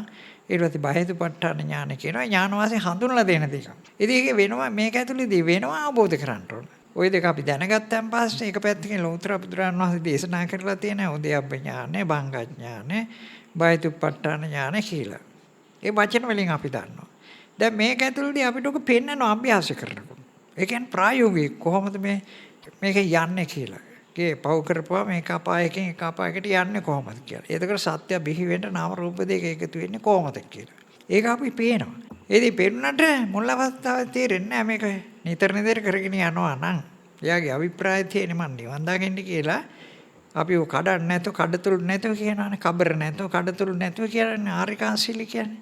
දැන් මේ සීලේ ඉඳලා ඒවා කඩන්න නැතුව කාලසටහනක් ඇතුව දවසේ මුල් පැය 24ක් තියෙනවානේ. ඒක ඔක්කොම කරන්නේ නැතුව තමගේ පුද්ගලික කාර්යකුත් තියෙනවානේ. මේ කයට කවන්න ඕන, පොවන්න ඕන, ආන්දවන්න ඕන, වැසිකිලියන්න ඕන, ටිකක් හාන්සි කරවන්න ඕන වෙහෙසයිනේ. දැන් භාවනා කරපුවම නිකන් ඉඳගෙන ඉන්නේ. ඒ වුණාට හරිම වෙහෙසයි. ඉතින් වෙහෙස නිවා ගන්න ටික හාන්සිලා ඉන්න ඕන. ඒව නැත්තම් මොන හොදා ගන්න ඕන. ඔය වගේ බඩගිනි වෙනවා. ඒව කරන්න ඕන. මේවා කරලා ඉදිරි කාලයක් තියෙනවානේ. ඒ කාලය තුලදී මේකට බහින්න ඕන. එතකොට තමයි ඔය සීලී කඩන්න නැතුව අපි යනවා. ඔකට ඉතින් වචන තියෙනවා පාලියෙන්. කාල් මාස කියලා තියෙනවා, කබර තියෙනවා, ඒ කබර නැතුව, හිල් නැතුව, සිදුරු නැතුව ආරිකා සීල රකින්න ඕන කියලා. ඒක ওই විදිහට රකින්නවා නම් අපිට අර සම්පජාඤ්ඤය කියන එක නේ සති කියන එක තියෙනවා ඒකේ. සති කියන්නේ දැන් ඥාණයෙන් බලනවා. තව එකක් එකතු වෙලා තියෙනවා. සම්පජාඤ්ඤය කියන්නේ මේ සම්පජානය. සම්පජානය කියන්නේ දැන් මේ දැනගන්නා ඥානෙ. ප්‍රඥා ආලෝකය තුලින් අර දකින්න දේ දැනගන්නවා. එතකොට කියනවා සති සම්පජාඤ්ඤය කියලා එකට කියනවා. දැන් ඕව මේ අනික් අය කියන්නේ නෝ වචන වල තේරුම් කියනවා. කොයි වෙලාවද එන්නේ කියන එක දන්නේ නැහැ. මොකද්ද ඒකේ වචන වල තේරුම කිව්වට භෞතික වශයෙන් කොහොම සිද්ධ වෙන්නේ? අපිට හොයන්න පුළුවන් මේක භෞතික වශයෙන්. මේ ආධුනිකයා ටිකක් කල් ඒ කියන්නේ මාසයක් දෙකක් විතර භාවනා කරපුවා අපි යම් දේවල් දකිනවා. දැන් ඉස්පොන්දිලාල දෙපාන්තේ දක්වා අපි කැල 25ක් බලනකොට මොකවත් දකින්නේ නැහැ. ඒ තමයි දකින්න ක්‍රමය. ඒ අපි දකින්නේ මොනවද? මොකවත් දකින්නේ නැහැ. ඊට පස්සේ මේ මොකවත් දකින්නේ නැත්තම් මේක මොකද්ද කියලා අපිට ප්‍රශ්නයක් එන එක විමර්ශනය කරනවා. ඒ විමර්ශනය කරන්නේ මොකටද? ඥානය. ඉතින් ප්‍රඥාව වැඩිලා තියෙනවා නම් ඒ ආලෝකය මේකට වැටෙනවා. අර ප්‍රශ්නෙට. වැටුණාන් පස්සේ අපි දකිනවා මේක තමයි මම කියලා එකක් නැහැනේ. ඕකට තමයි බුදුරජාණන් වහන්සේ අනත්ත කිව්වේ කියලා. ඒක අවබෝධ කරන්නේ මේකෙන් දැකලා අනත්තය කියන්නේ සති සම්පජාඤ්ඤය. දැන් සති සම්පජාඤ්ඤයෙන් ඊට පස්සේ ආපු දවසේ ඉඳලා ඉතින් ඥාන පහල කරනවා අපි. ඥාන අවබෝධ කරනවා. ඔය විදිහට දවසින් දවස. දවසින් දවස මොහොතෙන් මොහොත කෝටි ගණන් ඥාන අවබෝධ කරන්න පුළුවන් අපිට බෑ ඉච්චර. බුදුරජාණන් වහන්සේ කෙනෙක් කියව ඥානයක් අවබෝධ කළ යුතුද ලෞකික පැත්තේ හරි ලෝකෝත්තර පැත්තේ හරි සියල්ල අවබෝධ කරන එක. සබ්බඤ්ඤෝ සියල්ල දන්න කෙනෙක්. සියල්ල දන්නවා කියන්නේ වචනේ. මේකට කියන්නේ සියල්ල ඥාණයෙන් අවබෝධ කරපු උත්මයෙක්. අපිට හිතා ගන්න බැහැ බුදුරජාණන් වහන්සේ කොහොම කෙනෙක්ද කියලා. අපි නම් දකින්නේ අපි මිනිස්සු වගේම තට්ටේ තියෙනවා. එතකොට තට්ටේ නෑ බුදුරජාණන් වහන්සේ. ඒ ලස්සන පුද්ගලයෙක්. නිහතමානී පුද්ගලයෙක් නෙමෙයි පුද්ගලයෙක්. ඉඳලා හිටලා කතා කරනවා. කතා කරන හැම දෙයකම අර්ථයක් තියෙනවා. ඕම කෙනෙක්. ඉතින් අපි ඊට පස්සේ කියනවා සම්මා සම්බුදුරජාණන් වහන්සේ කියනවා, භාග්‍යවතුන් වහන්සේ කියනවා, තථාගතයන් වහන්සේ කියනවා. ඔය එක එකෙන් හඳුන්වනවා උන්වහන්සේ. නමුත් ඒකකවත් මේ බුදුරජාණන් වහන්සේ සම්පූර්ණයෙන් අපිට කවුද කියලා ඒක වචනයක්වත් කියලා අවබෝධ කරන්න බෑ. ඒ කියන්නේ උන්වහන්සේ මෙසේ කියලා කියන්න පුළුවන් කමක් නැහැ. එච්චර ශ්‍රේෂ්ඨයි. ඉතින් අපි ඔය නවගුණ කියලා කියනවා. ඕ වගේ ඔක්කොගෙම හඳුන්වන්නේ ওই බුදුරජාණන් වහන්සේ තමයි. නමුත් ඒකකින්ව නමයක් කියලා තේත් බුදුරජාණන් වහන්සේ හරියට හඳුන්වන්න බෑ. ওই නමෙන් කියන්නේ වෙන එකක්. ඒ කියන්නේ මම කිව්වේ උන්වහන්සේ සම්මා සම්බෝධිය අවබෝධ කළා කියලා. යම් සතියකින් හරි දවසකින් හරි සති 5කින් හරි අවබෝධ කළා කියන්නේ. ඒ අවබෝධ කරපිගේ ලක්ෂණ ටික තමයි ওই සම්මා සම්බෝධිය තියෙන්නේ. ඇත්තටම බුදුන් වහන්සේ කියන්නේ මේ අවබෝධය. ඒ කියන්නේ බුදුරජාණන් වහන්සේ කියනවා මජ්ක්‍ධිමා පටිපදා තථාගතේන අபிසම්බුද්ධා. ඔන්න තථාගතයන් වහන්සේ අවබෝධ කළා. අபிසම්බුද්ධා කියන්නේ මේ චතුරාර්ය සත්‍ය අවබෝධ කරපු එක කියන්නේ විස්තරය. තථාගතයන් කියන්නේ මේ හිත. යායුතන්ට යනවා කියන්නේ නිවනට ගිහිල්ලා මේ මාර්ගෙ ගිහිල්ලා අංගටම ඉවර කරලා සම්බෝධිය අවබෝධ කරපු එක. තමයි ඒක කියන්නේ. ඒක උන්වහන්සේ තථාගත කියන්නේත් ඒ සම්පූර්ණයෙන් මේවා වෙන්නේ නැහැ. එතකොට ඕකට තමයි සම්බෝධිය අවබෝධ කළයි කියලා කියන්නේ. ඒ සම්බෝධිය අවබෝධ කරා උන්වහන්සේ ශ්‍රේෂ්ඨ වෙනවා. කියන්නේ මොකද දන්නවද? ඉස්සෙල්ලෝක යනවා කියන්නේ නමෝ තස්ස භගවතු අරහතෝ සම්මා සම්බුද්දස්ස කියන්නේ ඔබගේ රහත් භාග්‍යවත් භාවයට මම නැමෙනවා කියන එක. ඒ කියන්නේ මමත් මේ බුද්ධ ශාසනයට ඇතුල් වෙන්න කැමතියි කියලා. එතකොට කියනවා එවනම් මම කියන්න බුද්ධං සරණං ගච්ඡාමි කියලා. ඒ කියන්නේ මං අනෝ යනවා කියලා. මං අනෝ යනවා කියන්නේ අර බුදුරජාණන් වහන්සේ බෝසතුන් වෙලා ඉඳලා සම්බෝධිය අවබෝධ කරානේ. ඒ බෝසතුන් වෙච්ච තැන ඉඳලා සම්බෝධිය අවබෝධ කරන තැනට ආපු ගමනේ එන්න අනුගමනය කරනවා කියන්නේ ඒකනේ. ඒක දන්නේ නැහැ අපි මේ පෘථජනෝතේ. ඒකට අපි භාවනාවට එන්න ඕනේ. ඒක බුදුරජාණන් වහන්සේමයි කියා දෙන්නේ. බුද්ධං සරණං ගච්ඡාමි වෙන්න ඕන නම් මං කියන අභ්‍යාසය කරන්න. කරලා ඉවරලා මං අනුගමනය කරපේකෙන්ට මමත් ඔහමයි අනුගමනය කළේ. සම්මා දිට්ඨියට ඇවිල්ලා සම්මා සංකප්පයට ඇවිල්ලා සම්මා වාචා සම්මා කම්මන්ත සම්මා ආජීවයට ඇවිල්ලා සීලයයි. ආරක්ෂා කරලා ඊට පස්සේ මේ හිත සමාධිය වඩලා ඊට පස්සේ අවසානයේ ප්‍රඥාවට ආවෝ ඥාන ටික ඔක්කොම අවබෝධ කළා ඒ ප්‍රඥාව තුළින්. ඉතින් ඒකට කරන්න පුළුවන් නම් සම්බුද්ධං සරණං ගච්ඡාමි වෙන්න පුළුවන්. සද්ධම්මං සරණං කියන්නේ ඒ ධර්මය ආරක්ෂා කරන්න. මම එනකොට ධර්මය ආරක්ෂා කළානේ. ඒ මොකක්ද දන්න ඔක්කොම අත්හැරියා. අත්හැරින්න තියෙන දේවල් තියෙනවා නම් ඒ සියලුම දේවල් අත්හැරියා. එතකොට ධර්මයට ආවා. ඒ සංඝයා කියන්නේ මම ඒක අත්හැර තථාගතයන් කිව්වේ සංඝයා කියන එක. බුදුරජාණන් වහන්සේ සංඝයා කියන්නේ නැහැ. ඒ කියන්නේ ඉතිපිසුපටිපන්නෝ භගවතු ශ්‍රාවක සංඝෝ කියන්නේ භාග්‍යවතුන් වහන්සේගේ ශ්‍රාවක මගියා කියන එක නේද? උන්වහන්සේත් මගියා වෙලා ගියා. ඒ උන්වහන්සේ තනියම යනකොට මගියා වෙලා ඒ කියන්නේ වෙන කෙනෙක් උපදේශයක් නැතුව ඒකට කියනවා තථාගත වෙලා කියලා. සංඝ වෙලා කියන්නේ නැහැ. ඒකයි කිව්වේ තථාගතයන් අபிසම්බුද්ධක් කියලා. මම මේ චතුරාර්ය සත්‍ය අවබෝධ කළේ මගේ හිත ගිහිල්ලා. ඒකට සංඝ වෙලා යන්නේ නැහැ. නාතුන්නාසි උපදෙස් දුන්නාන් පස්සේ වෙන කෙනෙක් යනවා නම් ඒක ශ්‍රාවක සංඝයා. ඒ කියන්නේ ශිෂ්‍ය මගිය වෙලා යනවා. ඉතින් අපිට ඒකයි වෙන්නේ. අපි ශිෂ්‍ය සංඝය වෙලා යන්න ඕන. අර කියන දේ අහලා අභ්‍යාස කරන්න ඕන. ඒ කියන්නේ භාවනාව කරන්න ඕන. ඒක මොනවා වචන වලින් ඇඳුනවත් ආර්ය අෂ්ටාංග මාර්ග භාවනාව කිව්වත් එහෙම නැත්නම් සමත විදර්ශනා භාවනාව කිව්වත් නැත්නම් සමාධි වඩල වෙල් මේක කරනවා කිව්වත් ওই භාවනාව කරන්න ඕන. ඒකේ වෙනසක් නෑ මොන විදියට වචන වලින් ඇඳුනවත්. මේ අභ්‍යාසය කරන්න ඕන. කරන් පස්සේ අපිටත් ওই සම්බෝධි ආපෝත වෙනවා. ටිකක් හරි. බුදුරන් වහන්සේට තරම් නෙවෙයි. චතුරාර්ය සත්‍ය අවබෝධ වෙනවා. ඒකට කියන්නේ හොඟදෙනේ භාවනාවේ චතුරාර්ය සත්‍ය අවබෝධ වේවා අවබෝධ වේ. එහෙම කීකියට කවදාවත් චතුරාර්ය සත්‍ය අවබෝධ වෙන්නේ නැහැ. ඒක ඉතින් මෙතන ඉඳගෙන මොකද දන්නවද? මැරිච්ච අම්මා වල්ලලා ඉන්නවනේ. අම්මා එන්ටර් කිව්වට අම්මා එන්නේ නැහැ. එහෙම නැත්තම් මට තිරිකුණමල්ලේට යන්න ඕන මම තිරිකුණමල්ලට යවේවා කිව්වට යවෙන්නේ නැහැ. ඒක තමයි අපි මිනිස්සු කරන්නේ. නිකන් බොරුවට වචන යොදාගෙන ඉන්නවා. ඒකවල හිතනවා මේක මට ලැබෙයි කියලා. ඔය ගාථා කියන එකත් එහෙමයි. ගාථා කියන්නේ ඉතින් අපි දන්නේ නැති භාෂාවකින් එක්තරා ලතාවකටක හරි ගැස්සලා තියෙනවා. ගීයක් විදියට. ගාථා කියන්නේ සිංහලෙන් කියන්නේ ගීය කියලා. ගීය කියන්නේ සිංහලෙන් සින්දුවට. ප්‍රകൃතිය කතා කරනවට වඩා ඒකේ අර්ථයක් තියෙනවා. ඒකේ ලතාවක් තියෙනවා. අපි අහන්න කැමති. කවි අහන්න කැමති. සින්දු අහන්න කැමති. කවුරුත් කතා කරනකොට ඒක අහන්න කැමති නෑ. ඒක නිසා ඔය ගීය අහන්න කැමති නිසා ගාථා කියනවා. ඒක පාඩම් කරගන්නටත් ලේසියි. ඉතින් බෝධිය ළඟට ගිහිල්ලා ඉතිපිසු භගවරන් සම්මා සම්බුද්ධෝ කියලා බුදුන් වදින ගාථාව ගියේ. එතෙන්ට ගිහිල්ලා දහම් වදින ගාථාව කියලා වක්කාතෝ භගවතා ධම්ම සම්දිටිකෝ කියලා කියනවා. සංඝයා වදින ගාථාව කියලා සුපටිපන්නෝ භගවතෝ ශාවක සංඝ මේවා කියනවා මිසක් ඉතින් වැඩක් නෑ. ඒ කියන්නේ ගිරවා වගේ. අර්ථයක් ඇතුව කියනවනේ අපි ගිරව හදනවා. එයා ඉතින් අපි කතා කරන්නේ කියනවා. අපි කිව්වොත් එහෙම ගිරව බත් කෑවද කියලා නැත්නම් පෙත්තු බත් කෑවද කියලා එයාත් කියන පෙත්තු බත් කෑවද කියලා. ඒ වගේ කතාවක්. මේ ගාථා කියලා නම් හරියන්නේ නැහැ. ඔයිට වඩා ගැඹුරට අපි යන්න ඕන. ඒ ගාථා කරන්න ඕන අපි. කියලා හරියන්නේ නැහැ. මේ ඔක්කොම එන්නේ අද බුදු සාසනේ තියෙන කටින් කියන ඕක ඉතින් වැරද්දක් වෙලා තියෙන්නේ. අර බමුණෝ ආවනේ බැමිටියාවේ සායෙන් පස්සේ ඒකට යంత్ర මන්ත්‍ර ගාථා කියන්නේ හිටියේ. මන්ත්‍ර කියන්නේ හිටියේ. ඉතින් මේකත් මන්ත්‍රයක් කරගත්තා. බුදුරන් වහන්සේගේ ධර්මයේ මන්ත්‍රයක් කරගෙන ඒව මන්ත්‍ර හිටියේ. ඒගොල්ලෝ අපිට කිව්වා ඒ කියන්නේ. රතන සූත්‍රයෙන් මේක බුලත් කොළට මතුරලා 108 වරක් දුන්නාන් පස්සේ බඩි රුද්දාව නැති වෙනවා, ඉසිරද්දාව නැති වෙනවා. එතකොට මොනවා හරි බැල්මක් තියෙනවනේ ඒව නැති වෙනවා කියලා අපිට වැට්ටුවා. ඉතින් අපි දැන් තාමත් ඒවා කරනවා. මේ සමහර වික්ෂුන් වහන්සේලා මේ බණ කියනකොට කියනවා. ඒ කියන්නේ මේක හස්සරයක් එහෙම කිව්වන් පස්සේ ඊරත් ඒක කවුද කිව්වා. 100 වරක්ද ඔන්නෝම එකක් කිව්වන් පස්සේ මේවා ඔක්කොම නැති වෙනවා කියලා. එහෙනම් ඉතින් අපිට ස්පිරිතාල ඕනේ නැත් නෑ, වෛද්‍යවරු ඕනේ නැත් නෑ. ඒ පැත්ත. අනිත් පාර හරියනවා නම් ඉස්කෝලේ ඕනෙත් නැහැ, ඉගෙන ගන්නට ඕනෙත් නැහැ, සහතික ඕනෙත් නැහැ. ඒ රස්සවල් හම්බ වෙනවනේ ඉබේ. ඒ මේ හම්බෙන්නේ නැහනේ. ඒ තර්කෙට එන්නේ නැහනේ. මේක එච්චර බලගතුණා. ඔය ගාථා කියලා අපිට එන්න පුළුවන් නම් හරිම ලේසියි. දැන් අපිට තියෙන මේ ජීවිතය ගත කරනකොට උඟක් අමාරු මොනවද දන්නව ලෙඩ දුක්. ලෙඩ දුක් වෙනකොට අපි ඒක සුව කරගන්න මහන්සි ගන්නවා. ඒ හතුරු කරදර, හිරිහැර, බාධක. ඒ වගේ වෙන් කරගන්න හරි මහන්සි වෙනවා. ඒකට අපි විවිධ වෙන ක්‍රම හදනවා. අර මං කිව්වේ දේවල් වලට යනවා, බෙහෙත් ගන්නවා. ඉතින් ඔය ගාතාව කියලා කර ගන්න පුළුවන්. හරි ලේසිනේ ගෙදර ඉඳලා. ස්වාමියා වරිනකොට මෙයා ගාතාව කියනවා.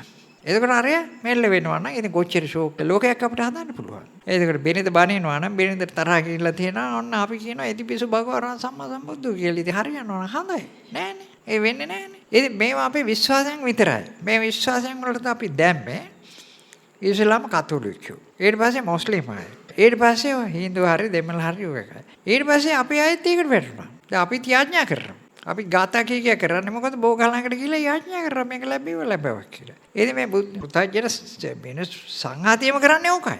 තම මොකක් කරන්නේ නැහැ, මාසියක් දරන්නේ නැහැ නිකන් ලැබෙයි කියලා. ඉතින් මේ ලංකාවේ නම් මිනිස්සු නිකන් ලබන්න තමයි ඉන්නේ. කන්ටත් නිකන් හම්බ වෙනවා නම් හොඳයි. හඳෙන්ටත් නිකන් හම්බ වෙනවා නම් හොඳයි. ඉගෙන ගන්නට නිකන් හම්බ වෙනවා නම් හොඳයි. ඔක්කොම නිකන් හම්බ වෙනවා නම් හොඳයි නැත්තම් හොඳ නැහැ. ඇට ටිකක් නිකන් හම්බ වෙනවා නම් හොඳයි. පෝර ටිකක් නිකන් හම්බ වෙනවා නම් හොඳයි. වතුර ටිකක් නිකන් හම්බ වෙනවා නම් හොඳයි. ඊට පස්සේ අඬුවෙන් ඇවිල්ලා මේ කුඹුර හාලක් දෙනවා නම් හොඳයි. ඒකවල කන එක විතරක් ඒක කවුරු කරලා දෙනවා නම් හොඳයි. වතින් කරනවානේ. ගෙදරින් එන්න බිරිඳක් ඉන්නවා. එයා මහන්සිලු උයනවා. මේසරට පා මේ මාසු කනවා. එහෙම බෑ මේක. අපි යමක් දිනු වෙන්න අපි යමක් අභිප්‍රායක් තියනවා නම් යම් කී තැනකට එන්න ඕන අපි මහස් වෙන්න ඕනේ එතෙන් එන්න. ඒකට විවිධ ක්ෂේත්‍ර තියෙනවා. ඒ ක්ෂේත්‍ර වලට මහන්සිලු ඒ පුද්ගලයාට ලෞකික වශයෙන්ම දිනු වෙන්න පුළුවන්. එතකොට එක එකනට යාඥා කරන්න ඕනේ නැහැ. මෙහෙදී අපි දිනු වෙනවා නම් ඒ අපි උදේසානේ අපි එතකොට අනික අයගේවට ලෝභ කරන්නේ. අනික අයට ද්වේෂ කරන්නේ. එතකොට අපි පරලොවත් හොද කරගන්න. මේ ලෝභය නැතුව පරලොවට ගියොත් අපි හොන් තැනකට යනවා. ද්වේෂ නැති පරලොව ගියොත් ඒත් හොන් තැනකට යනවා. ඉතින් මොහේ නම් තියනවා කාටවත් මේ පෘථජනෝදී. ඉතින් මේ මොහයත් නැති කර ගන්නට ඕනේ මේ ලෞතර බුදුරජාණන් වහන්සේගේ මාධ්‍යයට ඇවිල්ලා මේ ශ්‍රේෂ්ඨ බුද්ධ ශාසනය අනුව කටයුතු කරන්න ඕන. අභ්‍යාසය කරන්න. එහෙම නැත්නම් අපිට මොහයත් නැහැ, ලෝභයත් නැහැ, ද්වේෂයත් නැහැ. යම් කිත්තනක මොහයත්, ලෝභයත්, ද්වේෂයත් තුනම නැති වෙනවනේ. ඒක නිවන. එහෙම නැත්නම් බුද්ධ ශාසනයේ ශ්‍රේෂ්ඨ ප්‍රතිඵලය. ඒක අපිට නෙලා ගන්න පුළුවන් එකකමක්. ලෝභය නැතුණත් ඔය අනිත් දෙක නැති වෙනවා ඉබේම. ඒ එක්කම. මොකද මේ තුනම සම්බන්ධ වෙලා තියෙනවා. මොහය නැතුණත් මේ තුන නැති වෙනවා. ද්වේෂය නැතුණත් මේ තුන නැති වෙනවා. ඉතින් ඒකට මේ ආර්ය මාර්ගය යනකොට ඔකට ප්‍රවිෂ්ඨ වෙනකොටම ලෝභ නැහැ, ද්වේෂ නැහැ, මොහය නැහැ. ඊට පස්සේ මේක පුරුදු කරන්න ඕන. ලෝභ නැතුව ඉන්න පැයක්, ද්වේෂ නැතුව, මොහය නැතුව ඉන්න පැයක් පුරුදු කරනවා. හන්දවෙත් පුරුදු කරනවා. ඊට පස්සේ සුමානයක් යනකොට දවස් පැය 24ක් තියෙනවානේ. පැය 24න් 4ක් පුරුදු කරනවා ලෝභ ද්වේෂ මොහ නැතුව ඉන්න. අපි මේ මාර්ගය යනවා. ඒ මොකටද දන්න ඔය අරමුණට එන්න. ලෝභ ද්වේෂ මොහ නැති තැන නෑ නිවන කියන එක. එතෙන්ට එන්න. ඔහොමම ගිහිලා තව කාලයක් යනකොට තව 3 මාසයක් 4 මාසයක් යනකොට මේ පැය 24න් එක දිගටම එන්න පුළුවන් ලෝභ ද්වේෂ මොහ නැතුව පැය 5ක් විතර අවශ්‍ය නම්. එහෙම නැත්නම් පැය 10ක් විතර එන්න පුළුවන්. මම කෙලින් කියනවා මොකද පැය 10ක් එක දිගට හිටියොත් පැය 10 නේ 5ක් 6ක් එක දිගට ඉන්න පුළුවන් නම් ලෝභ ද්වේෂ මොහ නැති මානසික රහත්. එතෙ මේ ශාසනය ඉහළට එනවා 10ක් 12ක් ඕනේ නැහැ පැය 24ක් තියෙන පැය 24 ලෝභ ද්වේෂ මොහ නැතුව ඉන්න පුරුදු වෙන්න ඕනේ නැහැ. මම හිත පුරුදු වෙනවා පැය 5ක් මහසි වෙලා හිටියොත් පැය 5ක් සුමානයක් තුල දවස් 5ක් නේ පැය 5ක් භාවනා කළොත් ඒ ලෝභ ද්වේෂ මොහ වලට යන්නේ නැතුව. එතකොට යා rahat වෙනවා. ඒ යන්නේ එකයි කියන්නේ මේක ලේසි වෙනවා මම මේ ප්‍රායෝගිකව කියන්නේ කරන්න පුළුවන් දෙයක්. ඉතින් අපිට අරවට රැවටිලා ඉවිල්ලා ඒවා ඉන්නවනේ මේ ලෝකේ මේකෙන්ම තමයි අපි සැප විඳින්න ඕන මේකෙන්ම තමයි ලිඳේ වැටෙන මනුස්සයල් ලිඳ කටේම වොන්න ඕන කියවලු කියනවනේ මේ පඬිතුයෝ. එහෙම කී හිටියොත් ඒක හරියන්නේ නැහැ. ඒ කියන්නේ අපි ඒක කී ඉන්නවා ආයෙත් ලෞකික දේවල්ම හොයාගෙන. ඒක ඉතින් අපරාධත් කරනවා. අපරාධත් කරන ළමයා ඉතින් කී කරු නැත්තම් අකී කරු නම් ඊට පස්සේ මොකද දාන කෝටුවක් ගන්න. එයාට ගහනවා. එතකොට එයා තවත් තරහ වෙනවා. දැන් ස්වාමියා බීලා හරි මොනවා හරි වැරද්දක් කළාන් පස්සේ එයා එක්ක එල්ලෙනවා. එල්ලිලා ඉතින් රණ්ඩු කරනවා. එතකොට දෙන්නගම හිත සවුත් වෙනවා. ඒකෙන් සාමය ඉවරයි. පවුලත් ඉවරයි. හැබැයි ඔය ඔක්කොම නිසා නෙමෙයි නොඑක් කරුණු නිසා වෙනවා. මම අර කිව්වේ න්‍යාම ධර්ම වල නිසා ඔය නරක දේවලුත් වෙනවා. ඒවා හොඳ දේවලුත් වෙනවා. ඉතින් ඒවටත් අපි දෙන්න ඕන. නමුත් ඔය ඔක්කොම න්‍යාම ධර්ම වැඩ කරන්නේත් නැහැ. එකක්වත් න්‍යාම ධර්ම වැඩ කරන්නේත් නැහැ. මේ ලෝතර බුදුරජාණන් වහන්සේගේ ධර්මයේ තුල. ඒ කියන්නේ කර්ම න්‍යාම කියන එක වැඩ කරන්නේත් නැහැ. ධම්ම න්‍යාම කියන එක වැඩ කරන්නේ නැහැ. චිත්ත න්‍යාම කියන එක නෑ. උතු න්‍යාම වැඩ කරන්නේත් නැහැ. ඔය එක ධර්මයක්වත් වැඩ කරන්නේ. මේක මහා ශ්‍රේෂ්ඨ ධර්මයක්. ඒකෝර ඒවා ලෞකිකයි ඔක්කොම. උතු න්‍යාම කියන එකත් ඒකත් ලෞකිකයි. කර්මයත් ලෞකිකයි. චිත්ත කියන එකත් හිත කියන එකත් ලෞකිකයි. ඔය ඔක්කොම ලෞකිකයි. මාර්ගය තුල ওই ලෞකික දේවල් එකක්ව වැඩ කරන්නේ. ඒක තමයි අර ආර්ය ධර්මය කියන්නේ. ඒක පරමාර්ථයේ ඉන්නේ. ඉතින් අපි මේක පුරුදු කරන ගියන් පස්සේ මේ හිත පරමාර්ථයේ නවතිනවා. නවතුන දවසට අපි රහත් ඵලයට ඇවිල්ලා නිරෝධ සම්පත්තියට සාවැදිනා මේ බුද්ධ ශාසනයේ අවසානයේ එතන. මාසය අරගෙන ඔය වැඩේ කරන්න ඕනේ මේක අවබෝධය යුතු. මම මේ ධර්මයේ දේශනා කරන්නේ ඔය ඇත්ත උනන්දු කරන්න. ඒ කියන්නේ උද්‍යෝගමත් කරන්න. නරක දෙයකට නෙවෙයි. මේ ජීවිතේ නිෂ්ඨාවට එන්න. මේ කරදර වලින් ඉඳහස් වෙන්න. අපි හැමෝටම කරදර තියෙනවා. මේ වාඩිලා හිටියද දැන් අද 40 මාත් එක්ක 47 දිනක් ඉන්නවා මෙතන. එතකොට 46 දිනෙකට ප්‍රශ්න තියෙනවා. ඒ කියන්නේ මගේ ප්‍රශ්න මම කරන් ගන්න. මට තියෙනවා ප්‍රශ්න. මම ඒක විසඳනවා කොහොම හරි. ඒගොල්ලෝ හොඳ හිත හොඳට තියා ගන්නවා. ඒකෙන්ද ඇලීමක් නැහැ ඉස්සරහට.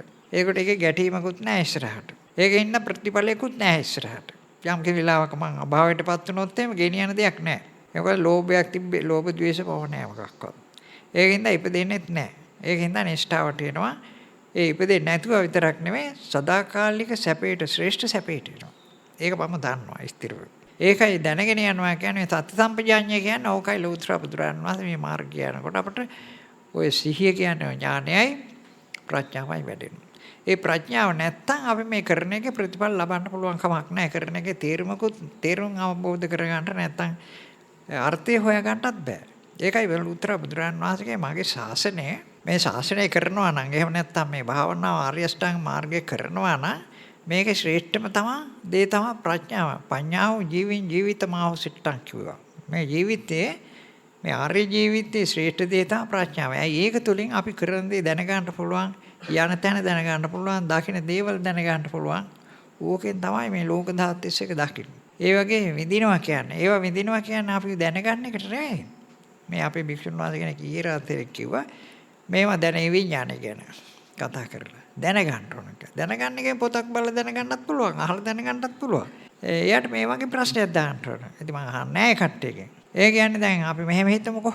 පැණි තියෙනවා. පැණි පියන රසයි කියලා අහලා තියෙනවා. එහෙම නැත්නම් පොතේ තියෙනවා. ඉතින් ඕක මම හැමතැනම ගිහිල්ලා කියනවා. ඇත්තටම පැණි වල මොන රසයක්ද තියෙන්නේ කියන එක මම දැනගන්න මොකද කරන්නේ? පැණි කන්න ඕන. පැණි කාපුවම ඉතිරි වශයෙන් මම දන්නා පැණි මේ රසයි කියලා. පැණිත් වර්ග ගොඩක් තියෙනවානේ. මේ පැණි කියලා જાතියක් තියෙනවා, පොල් පැණි කියලා જાතියක් තියෙනවා, කිතුල් පැණි කියලා જાතියක් තියෙනවා. දැන් මේකේ විවිධත්වයක් තියෙනවා. පැණි රසයි තමයි. මේ පැණි වෙන රසක්. පොල් පැණි වෙන රසක්. කිතුල් පැණි වෙන රසක්. ඔය ඔහොම කිව්වට මේ රස තුන අපි කොහොමද අඳුන්වන්නේ? වචනෙන් අඳුන්වන්න පුළුවන්ද? බෑ. ඒකට අනෙක් කෙනෙකුට කියා දෙන්න පුළුවන්ද? කිතුල් පැණි මේර විද රසයි. එතකොට අපි වචන ගොඩාක් පාවිච්චි කරනවා. නමුත් නියම රසට මේවා කරන්න බෑ. නියම රස දැනගන්න නම් ඒ රස විඳින්න ඕන එක්කෙනා කිතුල් පැණි ටිකක් දෙන්න ඕන, දිවේ ගන්න ඕන. එයා එතකොට දැනගන්නවා ඒ රසය. ඊට පස්සේ දෙනවා පොල් පැණි ටිකක්. ඒගොල්ලෝ අහනවා අර රසෙම දැන ඒක වෙනසක් තියෙනවා. අන්න එයා දන්නවා විඳලා දන්නවා. මේ දුක හරි සැප හරි අපි විඳලා දැනගන්න ඕන. ඒකෙන්ද අපායේ දුක අපි විඳලා දැනගන්න ඕනේ. එහෙම නැත්නම් අපාය දුකයි කියලා මේ සූත්‍රවල කියලා තිබුණාට බුදුරන් වහන්සේ දේශනා කළා තිබුණාට හාමුදුරුවෝ දේශනා කළා තිබුණාට අපේ දුක තේරෙන්නේ නැහැ. ඒකෙන්ද අපි ගණන් ගන්න. සැපටත් එහෙමයි. දිව්‍ය ලෝකයේ මෙහෙමයි කියලා ලේකෙක් කියන ඔක්කොම රත්තරන් මැණික් තමයි තියෙන්නේ. ඒ රත්තරන් මැණික් අපිත් පාවිච්චි කරන්නේ අපිට වෙනසක් මොකද වෙන්නේ? අපිව කාන්ත පක්ෂේ කණේල්ලාගේ ඉන්නවා. ඒ ඉතින් රත්තරන් පොඩි කෑල්ලක් කොහොම හරි. මොකද ඒකට මොකද්ද? ගරම්බු හරි මොකක් හරි කියනවනේ. ඉතින් ඒ කන රත්තරන් වෙනවද? මොකද වෙන්නේ? ටිකක් කල් යනකොට කනෙන් එන්නේ ජරාව නිසා නැත්නම් කුණුවරව නිසා ඒකේ ආපාට වෙනවා සමහර. වෙන්නේ නැහැ මොකක්වත්. ඒක ඇති වැඩි මොකද්ද? කරෙත් එල්ල ගන්න මාළෙක් කියලා. ඉතින් මේක ලස්සන කරන්න කියලා. ඒක ලස්සන වෙනවද? ඇඟිල්ලෙත් දානවා. මුදු කියලා. ඔය එක જાති එක තැන දානවා. ඉස්සර රාජකුමාරයෝ ඉන්දියාවකට සල්ලි තිබුණා. ඉතින් ඔය රත්තරන් වලින් නානවා. ඉතින් දිවි ලෝකේ ගියත් ඔය විමාන වස්තු කියන එකේ දිව්‍යාංගනාවෝ ඉන්නේ 60 ගැලක්. ගැල් 60ක් කියන කරත්ත 60ක්. අපි හිතමු පොඩි කරත්ත කියලා. ඒ කරත්ත 60ක ආභරණ පල් නගින්නවා. මෙයාට නැගිටින්න බැරි වෙති. කොහොටද? හොන්ඩරයක් කොල්ලිය තිබ්බම නැගිටින්න පුළුවන් බෑ. ඉතින් කොහොම බඩ ගාගෙන තමයි ඉන්න ඕන. යන්නත් බෑ. 60 කැලක් අරගෙන යන්න එපා. ඉතින් අපි මේවා හිතනවා අපි හරි ආසයිනේ රත්තරන් මැණිකේ වට මේවා විරලයිනේ. හරි වටිනවනේ. ඒකෙන්ද අපි හරි ආසයි මේවා තියෙනවා නම් කියලා. නමුත් ඇත්තටම පරිහරණයට આવොත් ඔය 60 කැලක් ඕක මේවා කරලා මේ දිව්‍යාංගනාව ඉන්නවා කිව්වම ඒ දෙයියෙක් නම් ගෙනියන්නේ නැහැ මේ ගෑණි. මොකද 60 කැලක් ඒක ගලවන්නම කොච්චර වෙලාද? ඊට පස්සේ සුද්ධ කරන්න මේවා ඔක්කොම සුරංගනා කතා. සුරංගනා කියන්නේ දිව්‍ය කතා කියන වෙන්නේ. මම කියන්නේ විමානවත් වල තියෙන ඔක්කොම සුරංගනා කතා. ඕවා අයින් කරන්න ඕන. අපිට මොකද දන්නවද? මේ පින් කරන්නට දියුගීමක් කරන්න. ඒ කියන්නේ පින් කරපුවා මේවා ලැබෙනවා කියලා අපිට පින් කරන්න. ඒ පින් කරපුවා හොඳ දේවල් ලැබෙනවා තමයි ඒක කතාන්තර යන අපිට රත්තරන් නැති වුණාට. අපි බලාපොරොත්තු වෙන කන්ට දෙයක් නෑ හොඳට රසට කන්ට දෙයක් හොඳ දේවල් දකින්න. ඒ රත්තරන් නැති වුණාට මැණික් නැති වුණාට හොඳ ඇස් දෙකක් හම්බ වෙනවා නම් හොඳ දේවල් දකින්න. හොඳ දිවක් හම්බ වෙනවා අපිට මේ ලෝකේ තියෙන රසවල විඳින්න අපි සැපෙන් ඉන්නවා. එළේ දුක් නැතුව. ආ දිවි ලෝකේ යන්න ඕනේ නෑ. නමුත් එහෙම ලෝකයක් අපි ගැන කතා කරලා එතෙන්ට යන්න නම් මේවා කරන්න ඕනේ. එතකොට අපි මේවා කරනවානේ. එතෙන් ගියත් නේද? ඒකේ ප්‍රතිඵල තියෙනවා. ඒ වගේ දිව්‍ය ලෝකයක් තිබ්බත් නැතත් මැණිකු රත්තරන් තියෙන එක යොදුන් ගණන් ඔස මාලිගාවල් ඒවා තිබ්බත් නැතත් මේ ලෝකයේ බුදුනත් අපිට ඒවට සැපේ දෙන්න පුළුවන්කම තියෙනවා. ඒ කියන්නේ හොඳට කන්න බොන්න හම්බ වෙනවනේ. ඒ කියන්නේ තම කටට දාගන්න එක. ඒකේ මිහිරක් දැනෙනවා නම් හොඳට ලුණු ඇඹිලි දැනෙනවා අපි ඒකේ සෑමයකටපත් වෙනවා. ඉතින් එහාට පේන දේවල් හොඳ දේවල් හම්බ වෙනවා නම් ඒ කියන්නේ නරක දෙයක් දකින්න නැත්තම් ඒ කියන්නේ උෂ්ණ වේලාවට වහිනවා නම් සීතලක් එනවා නම් ඒ සීතල වෙලාවට පොඩි උෂ්ණයක් හම්බ වෙනවා නම් අපි සැපෙන්නේ. ඒකට කරදරයක් හිරියරක් බහදයක් වෙනකොට හොඳ යාළුවෙක් මිත්‍රයෙක් එනවා නම් අම්මා තාත්තා එතන ඉන්නවා නම් අයියා මල්ලි ඉන්නවා නම් අපි සැපෙන්නේ. ලෙඩ දුකක් වෙනකොට ලෙඩේ දුක වෙනකොටම වෛද්‍යවරයා ඉතින් ඉන්නවා නම් ඒකට උපස්ථාන ලැබෙනවා අපි සැපෙන්නේ. එහෙ වෙන්නේ නැති එක තමයි ඔය දිවි ලෝකේ යන්න ඕනේ ඔය ටිකට. දිවි ලෝකේ ගිහිල්ලා මේ රතරන් නාලේ හිටියට සැපෙන්නේ නැහැ නේ. හැබැයි ඉතින් කියනවා මොකද ඒකට කන්ට ඕනේ නැහැ. දිවට රස හිතනකොට එනවා. නහයටත් එහෙම සුගන්ධය හැමලා දැනෙනවා. ඒ වෙන්නත් පුළුවන්. නමුත් අපි එච්චර බලාපොරොත්තු වෙන්නේ නැහැ කොහොමද? හොඳයි. ওই විදිහ තමයි මේ කතාන්තරය. ඔය මන් ටිකක් කිව්වේ. දැන් අපි මේ බුදුරන් වහන්සේගේ මාධ්‍ය අපි යන්නේ මේ බුද්ධ ශාසනය අර බුද්ධං සරණං ගච්ඡාමි ධම්මං සරණං ගච්ඡාමි සංඝං සරණං ගච්ඡාමි කියලා මේ මාර්ගයන්ට නම් අපි ප්‍රායෝගිකව යන්න ඕනේ. එහෙම නැත්නම් බුද්ධ සරණං ධම්මං සරණං සංඝං සරණං කියොත් අර ගිරෝ වගේ කියනවා කිසි ප්‍රතිඵලයක් නැහැ. ඒකට අපේ අභ්‍යාසයක් තියෙනවා. ඉතින් ඕක කට්ටියට මම දන්නේ මේ බෞද්ධ අවුරුදු 2000 ගානක් ඉස්සේ ඕක කිව තමයි හිටියේ. ඉතින් ඒකෙන් පින් රැස් කරගෙන පරලෝ ගිහිල්ලා කොයි ගියද කියන එක දකින්නේ නැහැ මම. නම සමහරවිට පටලව යන අය මම අර ඉස්සෙල් කිව්වේ මේ ගෙදෙට්ට ආසාවේ බඩු වලට ආසාවේ ගෙදරින් පුද්ගලයන්ට ආසාවේ ගියොත් නම් පෙරේතෙක් වෙලා මේකට අයිත් වෙනවා. මොකක් බරපතල ඒවා කරලා තියෙන අපිට නොපෙනෙන තැනට ගිහලා ගොඩක් ඔක් වෙනවා. තමර ඒවා නැතුව ගියාය මනුස්ස ලෝකෙ ඉපදිනවා. අපි දන්නේ නැහනේ. මෙතනින් මැරිච්ච මනුස්සයා හෙට වෙන කෙනෙකුගේ පවුලක ඉපදිනවා. ඒ මනුස්සයාව දන්නේ නැහැ මං අහවල් තැන ඉපදිලා හිටියා. අර අහවල් තැන ඉන්නේ මගේ අම්මා. එහෙම කියන්න දන්නේ නැහැ. භවයෙන් වැහෙනවා. අපි යන්නේ හිත විතරනේ මොකෝ ගෙනියන්නේ නැහනේ විඥානේ ගෙනියනවා නම් අපිට විඥානට ආපහු හැරිලා බලන්න පුළුවන්. ඒ පහවුණු මැරෙන්න ඉස්සෙල් පහවුණු දවස් 5 මම කවුරුද දැක්කේ කොහෙද හිටියේ එහෙම ගෙනියන්නේ විඥානය කියලා එකක් ගෙනියන්නේ ඒ බමුණෝ කියන්නේ ඒ කියන්නේ බමුණෝ විඥාණයට කියන්නේ ආත්මය කියලා ඒකට හිතේ තියාගෙන ආත්මය ගෙනියනවා කියලා ඒක බමුණන්ගෙන් ආපු එක තමයි ලෝකේ පැතිරලා ඉල්ල කතෝලිකයෝ ජීසස් ක්‍රයිස්ට් කිව්වෙත් ආත්මයක් කියලා එකක් තියෙනවා එතකොට මොහමඩ් කියන කෙනා කිව්වෙත් මේ මුස්ලිමාගේ ආත්මයක් තියෙනවා කියලා ඉතින් අනික ඔක්කොටම ආත්මයක් තියෙනවා දැන් හින්දු අයටත් ආත්මයක් තියෙනවා බුදු සාසනේ ආත්මයක් නැහැ. හැබැයි අපේ දැන් ඉන්න අයටත් ආත්මයක් තියෙනවා. ඒ කියන්නේ ආත්ම ගරුත්වය රකින්න අරකට මේක කියන ආත්මයක් නැතුව කොහොමද ගරුත්වය රකින්නේ? ගරුත්වය රකින්න ඒක නෙමෙයි කරන්නේ. මම හිත පිරිසිදු කරගත්තම ගරුත්වයත් රැකෙනවා. දියුණුව ලෞකික දියුණුවත් හම්බ වෙනවා. පරලෝක දියුණුවත් හම්බ වෙනවා. අවස්ථාව අනුව ලෝකෝත්තර දියුණුව ගිහිලා සදාකාලික සැපට එන්නත් පුළුවන්කම තියෙනවා. ඒක නිසා මාසිකයන්ට මේ කාර්ය කරන්න. මේ ධර්ම දේශනා කරන්න මාතෘකා කරපු ගාතාව තියෙනවා සම්මප්පජාන සුවිමත් මුත්ත චිත්තෝ කියන්නේ ඒ කියන්නේ මේ හිත මිදී ඇති බව දැනගන්න. ඒක දැනගන්නවා නම් අපි මොකෙන්ද දැනගන්නේ? ඥාණයෙන් දැනගන්න ප්‍රඥා ලෝකෙ තුලින්. එතකොට එයා දැනගන්නවා නම් ඇත්තට මගේ හිත මිදිලා තියෙනවා කියලා. ඒ මිදුණු හැටි කොහොමද දන්නවා නම් කොහොමද මිදුනේ ඉස්සෙල් මිදෙන්න ඉස්සෙල් කොහොමද තිබුණේ කියලා දකින්නවා නම් ඒ රූපය ඇල්ල තියෙන බව දකින්නවා නම් එතකොට දුකයි දුකට හේතුවයි දකින්න. ඊට පස්සේ දැන් මිදිලා ඉන්නවා කියලා දකින්නවා නම් එයා නිවන දකින්න. මිදුනේ කොහොමද කියලා ඉවරලා මේ අභ්‍යාසය කරනකොට මොකද්ද කිරුවේ කියලා දන්නවනම් අත්හැරනවා කියනවා චතුරාර්ය සත්‍ය අවබෝධ කරගන්න. එතෙ මේ පුද්ගලයා රහතන් වහන්සේ කෙනෙක් වෙනවා ඒ හතර දැනගෙන. ඒක රහතන් වහන්සේ කෙනෙක් වෙනවා කියන්නේ මේ බුද්ධ ශාසනයේ ඉහළම පෙත්තට ආවයි කියනවා. ඒ කියන්නේ තමන්ගේ අවිමුක්තාර්ථය ඉෂ්ට කරගත්තයි කියනවා. ඒ කියන්නේ නිරෝධසමාපත්තියට එන්න පුළුවන්. ඊට පස්සේ මරුණන් පස්සේ ආයි ඉපදෙන්නේ නැහැ. මොකද ඔක්කොම බැඳීම් වලින් නිදහස් වෙලා. ඒ කියන්නේ ආසාවක් නැහැ කිසිම එකක්. මම කියලා එකක් ඇත්තේ නැහැ. එතකොට ද්වේෂයක් නැහැ. එතකොට ඒ පුද්ගලයා ආයි ඉපදෙන්නේ නැහැ. ওই ලෝභ ද්වේෂ මොහ තිබ්බොත් ඒකාන්ත වශයෙන් ලෝභය අනු යන්නත් පුළුවන්, ද්වේෂය අනු යන්නත් පුළුවන්.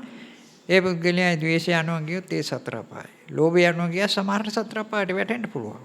ඒක ලෝභය අනු ගිහිල්ලා ඒවට වැටෙන නරක තැන් වල. සමහරට ওই මොහේ තියෙනවා හැමතැනම. ওই ඉපදෙන හැම සත්වයකටම තියෙනවා මොහේ. මම කියන එක තියෙනවානේ. ඒ පුද්ගලයා අලෝභයෙන් ගියොත් සුගති වලට යන්න පුළුවන්. අද්වේෂයෙන් ගියොත් බ්‍රහ්ම ලෝක වලට යන්න පුළුවන්. ඒක නිසා හොඳ පැත්තකුත් තියෙනවා. නමුත් මේවා తాවකාලිකයි. ඒක ඔක්කොම පරලව සුභසිද්ධියෝ දුක සඳහා. එහෙමත් එකක් අපිට ලැබෙන නිසා තමයි අපි කියන්නේ මොකද දන්න පරලෝකයේ සුඛිතම තත්වයක් ඇති වේවා කියලා කියන්නේ දුක්ඛිත තත්වයකටත්පත් වෙනවා. ඒක අපිට හොඳට තේරුම් ගන්න පුළුවන්. අපේ නෑදෑයෝ තමයි. සමහරවිට අම්මා තාත්තා වෙන්න පුළුවන්. ස්වාමියා බිරිඳ වෙන්න පුළුවන්. නැත්තම් දුව පුතා වෙන්න පුළුවන්. අනිත් නෑදෑයෝ වෙන්න පුළුවන්. මේ කට්ටිය කොහොමද ජීවත් වෙන්නේ මේ ලෝකේ? ජීවත් වෙනකොට මේ දකින්න දේවල් වලට ආසාව තිබ්බද හිත ඇතුලේ හැරෙයි. දකින්න දේවල් වලට සමහරට අමන්දර දේවල් වලට අප්‍රිය දේවල් වලට ගැටීමක් ඇති වුණා අයද? එතකොට තම මගේ කියලා ඉවර නටාපු අයද? එතකොට අනෙක් අයට නොදීපු අයද? එතකොට මේ කට්ටිය ජීවත් වෙලා තියෙන කොහමද? ලෝභ ද්වේෂ මොහය. ලෝභය හොඳ නැහැ, ද්වේෂය හොඳ නැහැ, මොහය හොඳ නැහැ. ඒකින්ද අපිට නිර්ණය කරන්න පුළුවන්. මේ පුද්ගලයා මැරිලා ගිහිල්ලා සතර අපාගත වෙනවයි කියලා. ඒක ඔක්කොම දන්නවා. භික්ෂුන් වහන්සේලාත් ඒක කියනවා. දේශිකයොත් ඒක කිව්වා. බුදුරජාණන් වහන්සේත් කිව්වා. ඒක නිසා අපිට ලොකු බයක් තියෙනවා අපි ළඟ හිටපු අය ඒ තැන් වලට යයි කියලා. තවත් ඉතින් ඔය එක එක්කෙනා පස්සේ කියපු දේවල්ද මම දන්නේ නැහැ. මරුණන් පස්සේ 7 දවසක් යනකල් ඉස්සර ගහේ ඉලිල්ලා ඉන්න ගන්ධබ්බෙක් වෙලා. ඒ කියන්නේ පින් ලබා ගන්නට. ඒකට අපි අවංකවම ඉතින් පිනක් කරාට පිනක් කරනවා පිනක් ලබා දෙනවා මොකද එතනින් එලව ගන්නට. නැත්තම් මොකද ගෙදර ළමයි එහෙම දැක්කොත් අර ගෙදර අරකේ එල්ලිලා ඉන්නවා ඇහ කන්න අහන්නේ නැති මස් පිටක් හරි මොනවා හරි නැත්තම් යකෙක් වගේ එකේ කවනොස්සෙක් දැක්කොත් බය වෙනවා. ඉතින් ඒකින්ද අම්මට පින් අනුමෝදන් කරලා පළවෙනි සංග්‍රහ කිරීම නෙමෙයි මේ ළමයි ටික බීර ගන්නට 7 දවසට දාන දෙනවා 3 දවසට දාන්න. ඊට පස්සේ යනවා තිරුකුණ්ඩ සූත්‍රය කියලා තියෙනවා. ඒ සූත්‍රයක් කුද්ද කෙනෙක් ආයේ ඒකේ කියන්නේ එහෙම කතාවක් කියන්නේ. ඒ ඕවත් බුද්ධ ഘോഷ එකතු කරපේ ඔය මොකක් හරි. ඒක හැබැයි පොතේ සඳහන් වෙන්නේ තුරුකුඩ සූත්‍රයේ බිම්බිසාර රජුරන්ට දේශනා කළා කියලා තමයි දේශනා කරන්නේ. ඒකේ ධර්ම ටිකක් තියෙනවා නැත්තේ නෑ. ඔය වගේ තමයි කරන්නේ. ඒවට බය වෙච්ච ඇත් තියෙනවා. එතකොට ළමයි ඒ දවසට එළියට දාන්න. අපි පුළුවන් තරම් ඉක්මනට 7 වෙනි දවස් වෙනකල් ඉන්නේ දන් දෙන්න 6 වෙනිදාම පටන් ගන්නවා බණ කියලා ඒව මේවා කරලා ඔක්කොම දන් දෙනවා. 3 මාසෙටත් දන් දෙනවා. අවුරුද්දටත් දන් දෙනවා. මොකද බයයි මේ කටේ කියලා. ඉතින් අර එහෙම තමයි කියන්නේ. මට පින් පමුණවන්න තාත්තට පින් පමුණවන්න කියන හොඳයි. ඒ අර්ථේ න හොඳයි. ඉතින් හරියට දන්නවනම් අම්මයි තාත්තයි පින් ඕනව ඉන්නවයි කියලා. දෙයියන්ටත් පින් පමුණවන්න පුළුවන් හරිය. එතකොට අනෙක් අයට පින් පමුණුවොත් ඒකටත් යම් දෙයක් කරන්න. ඒවා අපේ මේ ලෞකික අභිප්‍රායන් තුල තියෙන දෙයක්. ඒක හොඳ හිතේ යුතුයකමක් වශයෙන් නැත්තම් කළගුණ සැලකීමක් වශයෙන් කරනවා නෝක. හොඳයි අපිටත් පින් තියෙනවා. එහෙම නැතුව මේ විදිහට බය වෙලා ළමයි බය වෙයි කියලා කරනවා නම් ඒක වෙන අර්ථයකින්. නමුත් අපි මේ සමාජය කියන්නේ එහෙමයි. කියන්නේ මැරිච් අයට අපි සංග්‍රහ කරන්න ඕන බොහොම හොඳ වැඩක්. ඒ සංග්‍රහ කරන්න අපි කන බොන දේවල් දෙන්න බෑ. ආදින බලන දින දේවල් බෙදෙන්න බෑ. ඒකට කරන්න පුළුවන් අපි මේ වගේ පින දුගී මගේ යාචක සමන බ්‍රාහ්මණ කියන අයට දානයක් හරි මොනවා හරි දෙන්න පුළුවන් දෙයක් දීලා එහෙම නැත්නම් සීලයක් රැකලා එහෙම නැත්නම් භාවනාවක් කරලා ඒ පුණ්‍ය ධර්මයේ ඇත්තට අනුමෝදන් කරන්න. ඒ කවුරුත් ලව්ව අනුමෝදන් කරන්න අපිට දැන ගන්න පුළුවන්. මෙතෙන්ට එන අය අනුමෝදන් කරලා හැටි දන්නවනේ මං කියා දුන්නා දැන් උදිත් අපි මෑණියෝට 3 දෙනෙක් ඇවිල්ලා ඒක මෑණියෙක්ගේ අම්මයි තාත්තයි හොඳටම අබලන්. ඉතින් ඒකට නිරෝගී සුවය ලබන්න පින් අනුමෝදන් කරන්න ඕනේ. ඉතින් මේ මෑණියෝ දන්නවනම් මම මේ 10 දවසක් ඇවිල්ලා දවසකට පැය 5ක් භාවනා කරලා ඒ වගේම පැයක් බණ අහලා හැන්දෑ පැය එකමාරක් විතර සාකච්ඡා කරලා අනුන්ගේ දාන්නේ වන්දන ගොඩාක් පින් රැස් කරගත්තා. ඒ පුණ්‍ය ධර්මයේ අපේ අම්මටයි තාත්තටයි ජීවත් වෙන්න අයටනේ. මේවා ඒකට හිරියර කරදර වාතකුලේ ඉන්න දහස්ලා ඒ කට්ටිය අභාවයටපත් වෙනකල් හොඳ නිරෝගී තත්ත්වයෙන් සිටීවා කියලා තමුන් ආශිර්වාද කරන්න පුළුවන්. ඒකයි හාමුදුරන් කටින් කියන්න ඕනේ මේ කටවල් පුරුදු කර ගන්න. හිත පුරුදු කර ගන්න. ඉතින් කිව්වත් හරි. එහෙම නැතුව අනුන්ලව කියවන්න එපා. මොකද අපි මේකේ අර්ථය දැන ගන්න ඕනේ. ඒ මම නම් කියනවා මේ බණ කියලා අවසානයේදී ওই ටික ලෞකිකේ බලාපොරොත්තු තියෙන්නේ ඕවා තමයි. ඒ කියන්නේ ලෙඩ දුක් වලින් නිදහස් වෙන්න ඉන්න අයගේ අභිවෘද්ධි සකස් වෙන විශේෂය අපි ගැන. ඊට පස්සේ අපි ළඟ ඉන්න අය ඉන්නවනේ පුතා දුව අම්මා තාත්තා එතකොට යේලි වෑන ඔය කට්ටියගේ ලෞකික අභිවෘද්ධි සකසන්න ඒ වගේම අර අභාග්‍ය දේවල් නැති වෙන්න. ඒ කියන්නේ ලෙඩ දුක් හිරිහැර බාධක නැති වෙනවා හොඳයි. ඒකට පින් තමයි ඕනනේ වෙන මොකක් කරලා හරියන්නේ. අනිත් ඒවා කරන්න පුළුවන් තාවකාව ලෙඩක් ඇද්දම් බෙහෙත් දෙනවා තමයි. බෙහෙත් වලින් සුව වෙන්නත් පුළුවන්, වැඩි වෙන්නත් පුළුවන්, මැරෙන්නත් පුළුවන්. ඒ සුව වෙනවා නම් ඒකත් හොඳයි තමගේ කර්මයක්. ඒකින්ද එහෙම ඒවා කරන්න ඕන. ඒ වයසට යනකොට වයස නම් මෙහාට ගේන්න බෑ. වයස මෙහාට ගේන්න කරන දේවල් නම් ලෝක මොන වැඩ. කේස් ටික සුදු නම් පස්සේ කළු කරන්න. ඊට පස්සේ කේස් ටික ඔළුවේ වැවෙන්න ගියන් පස්සේ ඒකට බාගෙට කපලා ඉවරලා දාන්න. එතකොට ඇස්බෑමෙන් ගාලා දාලා ආයේ කළු පාට ගන්න. ඕවගේ කරන්න ගියොත් නම් ඉතින් මොකද දන්න ওই තරල වෙන්න දඟලන. ඒක කවදාවත් කරන්න බෑ. ඉතින් පින් හුඟක් අපට අවශ්‍යයි. ඔය අවශ්‍ය වෙන්නේ මේ කාරණේ නිසා. අවසාන වශයෙන් අපට අවශ්‍ය වෙන්නේ මේ හිත මේ රූපේ මුදවා ගන්න. රූපේ කියන්නේ දුකයි. ඒකේ මුදවා ගත්තොත් ඒකේ ඇලීමක් නැති වෙනවා. මුදව ගන්නවා කියන්නේ ඇලීම නැති කරන එකනේ. එතකොට රූපයක් නැහැ. ඒ කියන්නේ දුකක් නැහැ. දුකට හේතුවක් නැහැ. එතකොට අපි යන කොහරද දන්න මිදෙනවා. මිදෙනවා කියන්නේ නිවනට එනවා. නිවන කියන එක සදාකාලික සුවයක්. ඒ සුවයට අපිට එන්න පුළුවන්. ඒක වචනයෙන් කියන එකක්වත් නැත්නම් මේ බලාපොරොත්තු නිකන් හිස් බලාපොරොත්තු තියෙන එකක් නෙවෙයි. ඒ කාන්ත වශයෙන් තියෙන්නේ ඔච්චරයි. රූපය කියන එක නෑ හැමදාම වෙනස් වෙනවා. ඇලීම කියන එක විවිධාකාරයෙන් වෙනස් වෙනවා. ද්වේෂය කියන එක විවිධාකාරයෙන් වෙනස් වෙනවා. එතකොට පරලෝක කියන එකත් විවිධාකාරයෙන් වෙනස් වෙනවා. දිවි ලෝක කියන ඒවාත් විවිධාකාරයෙන් වෙනස් වෙනවා. මේ ජීවිතය කියන එක නිතරම වෙනස් වෙනවා. මරණය කියන එකත් විවිධාකාරයෙන් වෙනස් වෙනවා. කැමති දේවල් ලබනකොටත් විවිධාකාරයෙන් වෙනස් වෙනවා. අකමැති දේවල් වලින් ආයෙත් විවිධාකාරයෙන් වෙනස් වෙනවා. ඒකට පංච උපාදානස්කන්ධ කියන්නේ එක જાතියක් නෙවෙයි. ඇහෙන් ගන්නවා එක જાතියක්, කනෙන් ගන්නවා තව જાතියක්, නහයෙන් ගන්නවා, දිවෙන් ගන්නවා මේවත් වෙනස් වෙනවා. මේ ඔක්කොම අනිත්‍යයි. ඒ සදාකාලික දෙයක් ඇත්තේ නැහැ. සදාකාලික දෙයක් නැත්තම් මේව අපිට කියන්න තියෙන්නේ නැහැ කියලා. ස්ථිරව නැහැ. අපිට පෙන්වන්න කිව්වොත් පෙරේදා කනෙන් ගත්ත පංච උපාදානස්කන්ධය පෙන්වන්න කිව්වොත් පෙන්වන්න නැහැ. ඒ වගේ තත්ත්වයක් මේ ලෝකේ තියෙන ලෞකික පැත්තේ. එහෙමනේ ලෝකෝත්තර පැත්තේ මේ නිවන කියන එක සදාකාලිකව තියෙන ඕන වෙලාවක පෙන්වන්න පුළුවන්. හැබැයි ලෞකිකව ඉඳගෙන මේක ලෞකික දෙයක් නෙවෙයි ලෝකෝත්තර දෙයක් අපි අවබෝධ කරපු ධර්මයක්. ප්‍රඥා ආලෝකයෙන් ඥාණයෙන් අවබෝධ කරපු ධර්මයක්. ඒ ප්‍රඥා ආලෝකයෙන් ඥාණයෙන් අවබෝධ කරගන්න පුළුවන් තැනකට පුළුවන් කෙනෙකුට මෙතෙන්ට ඇවිල්ලා ඒ සැපේ විඳින්න පුළුවන්. ඒ සැපේට එන්න පුළුවන්. ඒ නිසා ඒකට එන්න බුදුරන් වහන්සේටවත් අපි ඕක කෙනෙක් ගෙනියන්න බෑ එතෙන්ට. අම්මා ගෙනියන්නත් බෑ, තාත්තා ගෙනියන්නත් බෑ, පුතා ගෙනියන්නත් බෑ, බිරිඳ ගෙනියන්නත් බෑ කාටවත් බෑ. උන්වහන්සේට පුළුවන් නේ මෙහෙම එකක් තියෙන මං එතෙන්ට ආවා. එතෙන්ට එන මාර්ගය නම් මේකයි මේ සදාකාලික තියෙන තැන්න එන්නේ ඔහොමයි කියලා. මේ තියෙන ධර්මයේ එකම ධර්මය තමයි නිවන. ඒකේ වෙනසක් වෙන්නේ ඒක සදාකාලිකයි. උඟක් සපවත්. ඉතින් එතෙන්ට එන්න ඔය ඇත මහසි ගන්නට අද මාතෘකා කරපු ගාථාවෙන් කිව්වෙත් මේ බුද්ධ ශාසනය සම්පූර්ණයෙන්ම කිව්වා ඊටාම වචන තුනකින් ධම්මප්පජානෝ සුමිත්ත චිත්තෝ. ඒ කියන්නේ මේ අවසානය. මේ බුද්ධ ශාසනයේ නිෂ්ඨාව තමයි සුවිමුත්ත චිත්තෝ. ඒක සම්මප්පඥානෝ කියන්නේ ප්‍රඥාලෝකයෙන් ඥානෙ දකින්න. ඒ කියන්නේ සති සම්පජාඤ්ඤයෙන් දකින්න තම මිදුණයි කියන එකයි ඒකේ අර්ථය. ඒකට මේ බුදු ශාසනය ගැන මම දේශනා කළා සම්පූර්ණ මේ දවස් ටිකේ දේශනා කළා අදත් දේශනා කළා සම්පූර්ණ බුදු ශාසනය අවබෝධ කරලා. ඒද මේ කට්ටිය උනන්දු වෙන්න. මේක බැරි දෙයක් නේ කරගන්න මහන්සි ගන්න. එහෙමනම් අද රැස් කරගත්තා අපුන් වෙන දවස්වල වගේම අපිට තියෙනවනේ ගැටලු. ඒ කියන්නේ අපි ගැටලුත් තියෙනවා අපිට ලෙඩ දුක් වෙනවා වයසට යනවා මැරෙනවා. එතකොට හරි ගැටලු තියෙනවා. එතකොට එකතු කරගත්ත ඒවට මොකද වෙන්නේ කියලා ඕවා වගේ තියෙනවා. ඉතින් මේ කරන්ට එතකොට මේවට තියෙන ලෝභය නැති වෙනවා, ද්වේෂය නැති වෙනවා, මෝහය නැති වෙනවා. ඒ අචේතනික වස්තු වලට.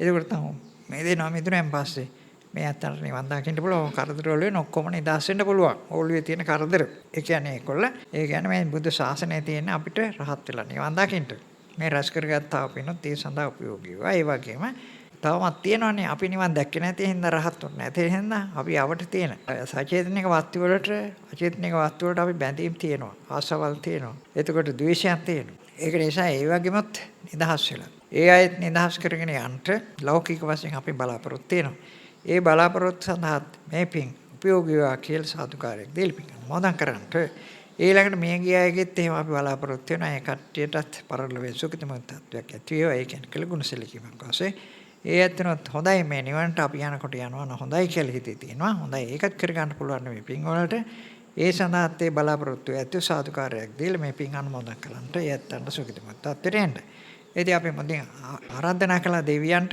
ඒ දෙවියන්ටත් අපි පින් අනුමෝදන් කරමු. අද දවසේ වැඩසටහන අවසන් කරමු. එත්තවතා යම්මේ සබතං පුඤ්ඤසම්පදා සබ්බේ දේවාන් මොදන් සබ්බ සම්පස්සිද්ධිය සබ්බේ භූතාන් මොදන් සබ්බ සම්පස්සිද්ධිය සබ්බේ සත්තාන් මොදන් සබ්බ සම්පස්සිද්ධිය ඉදම ඥාතේ නං හෝතු සුඛිතා හොන්තු ඥාතයෝ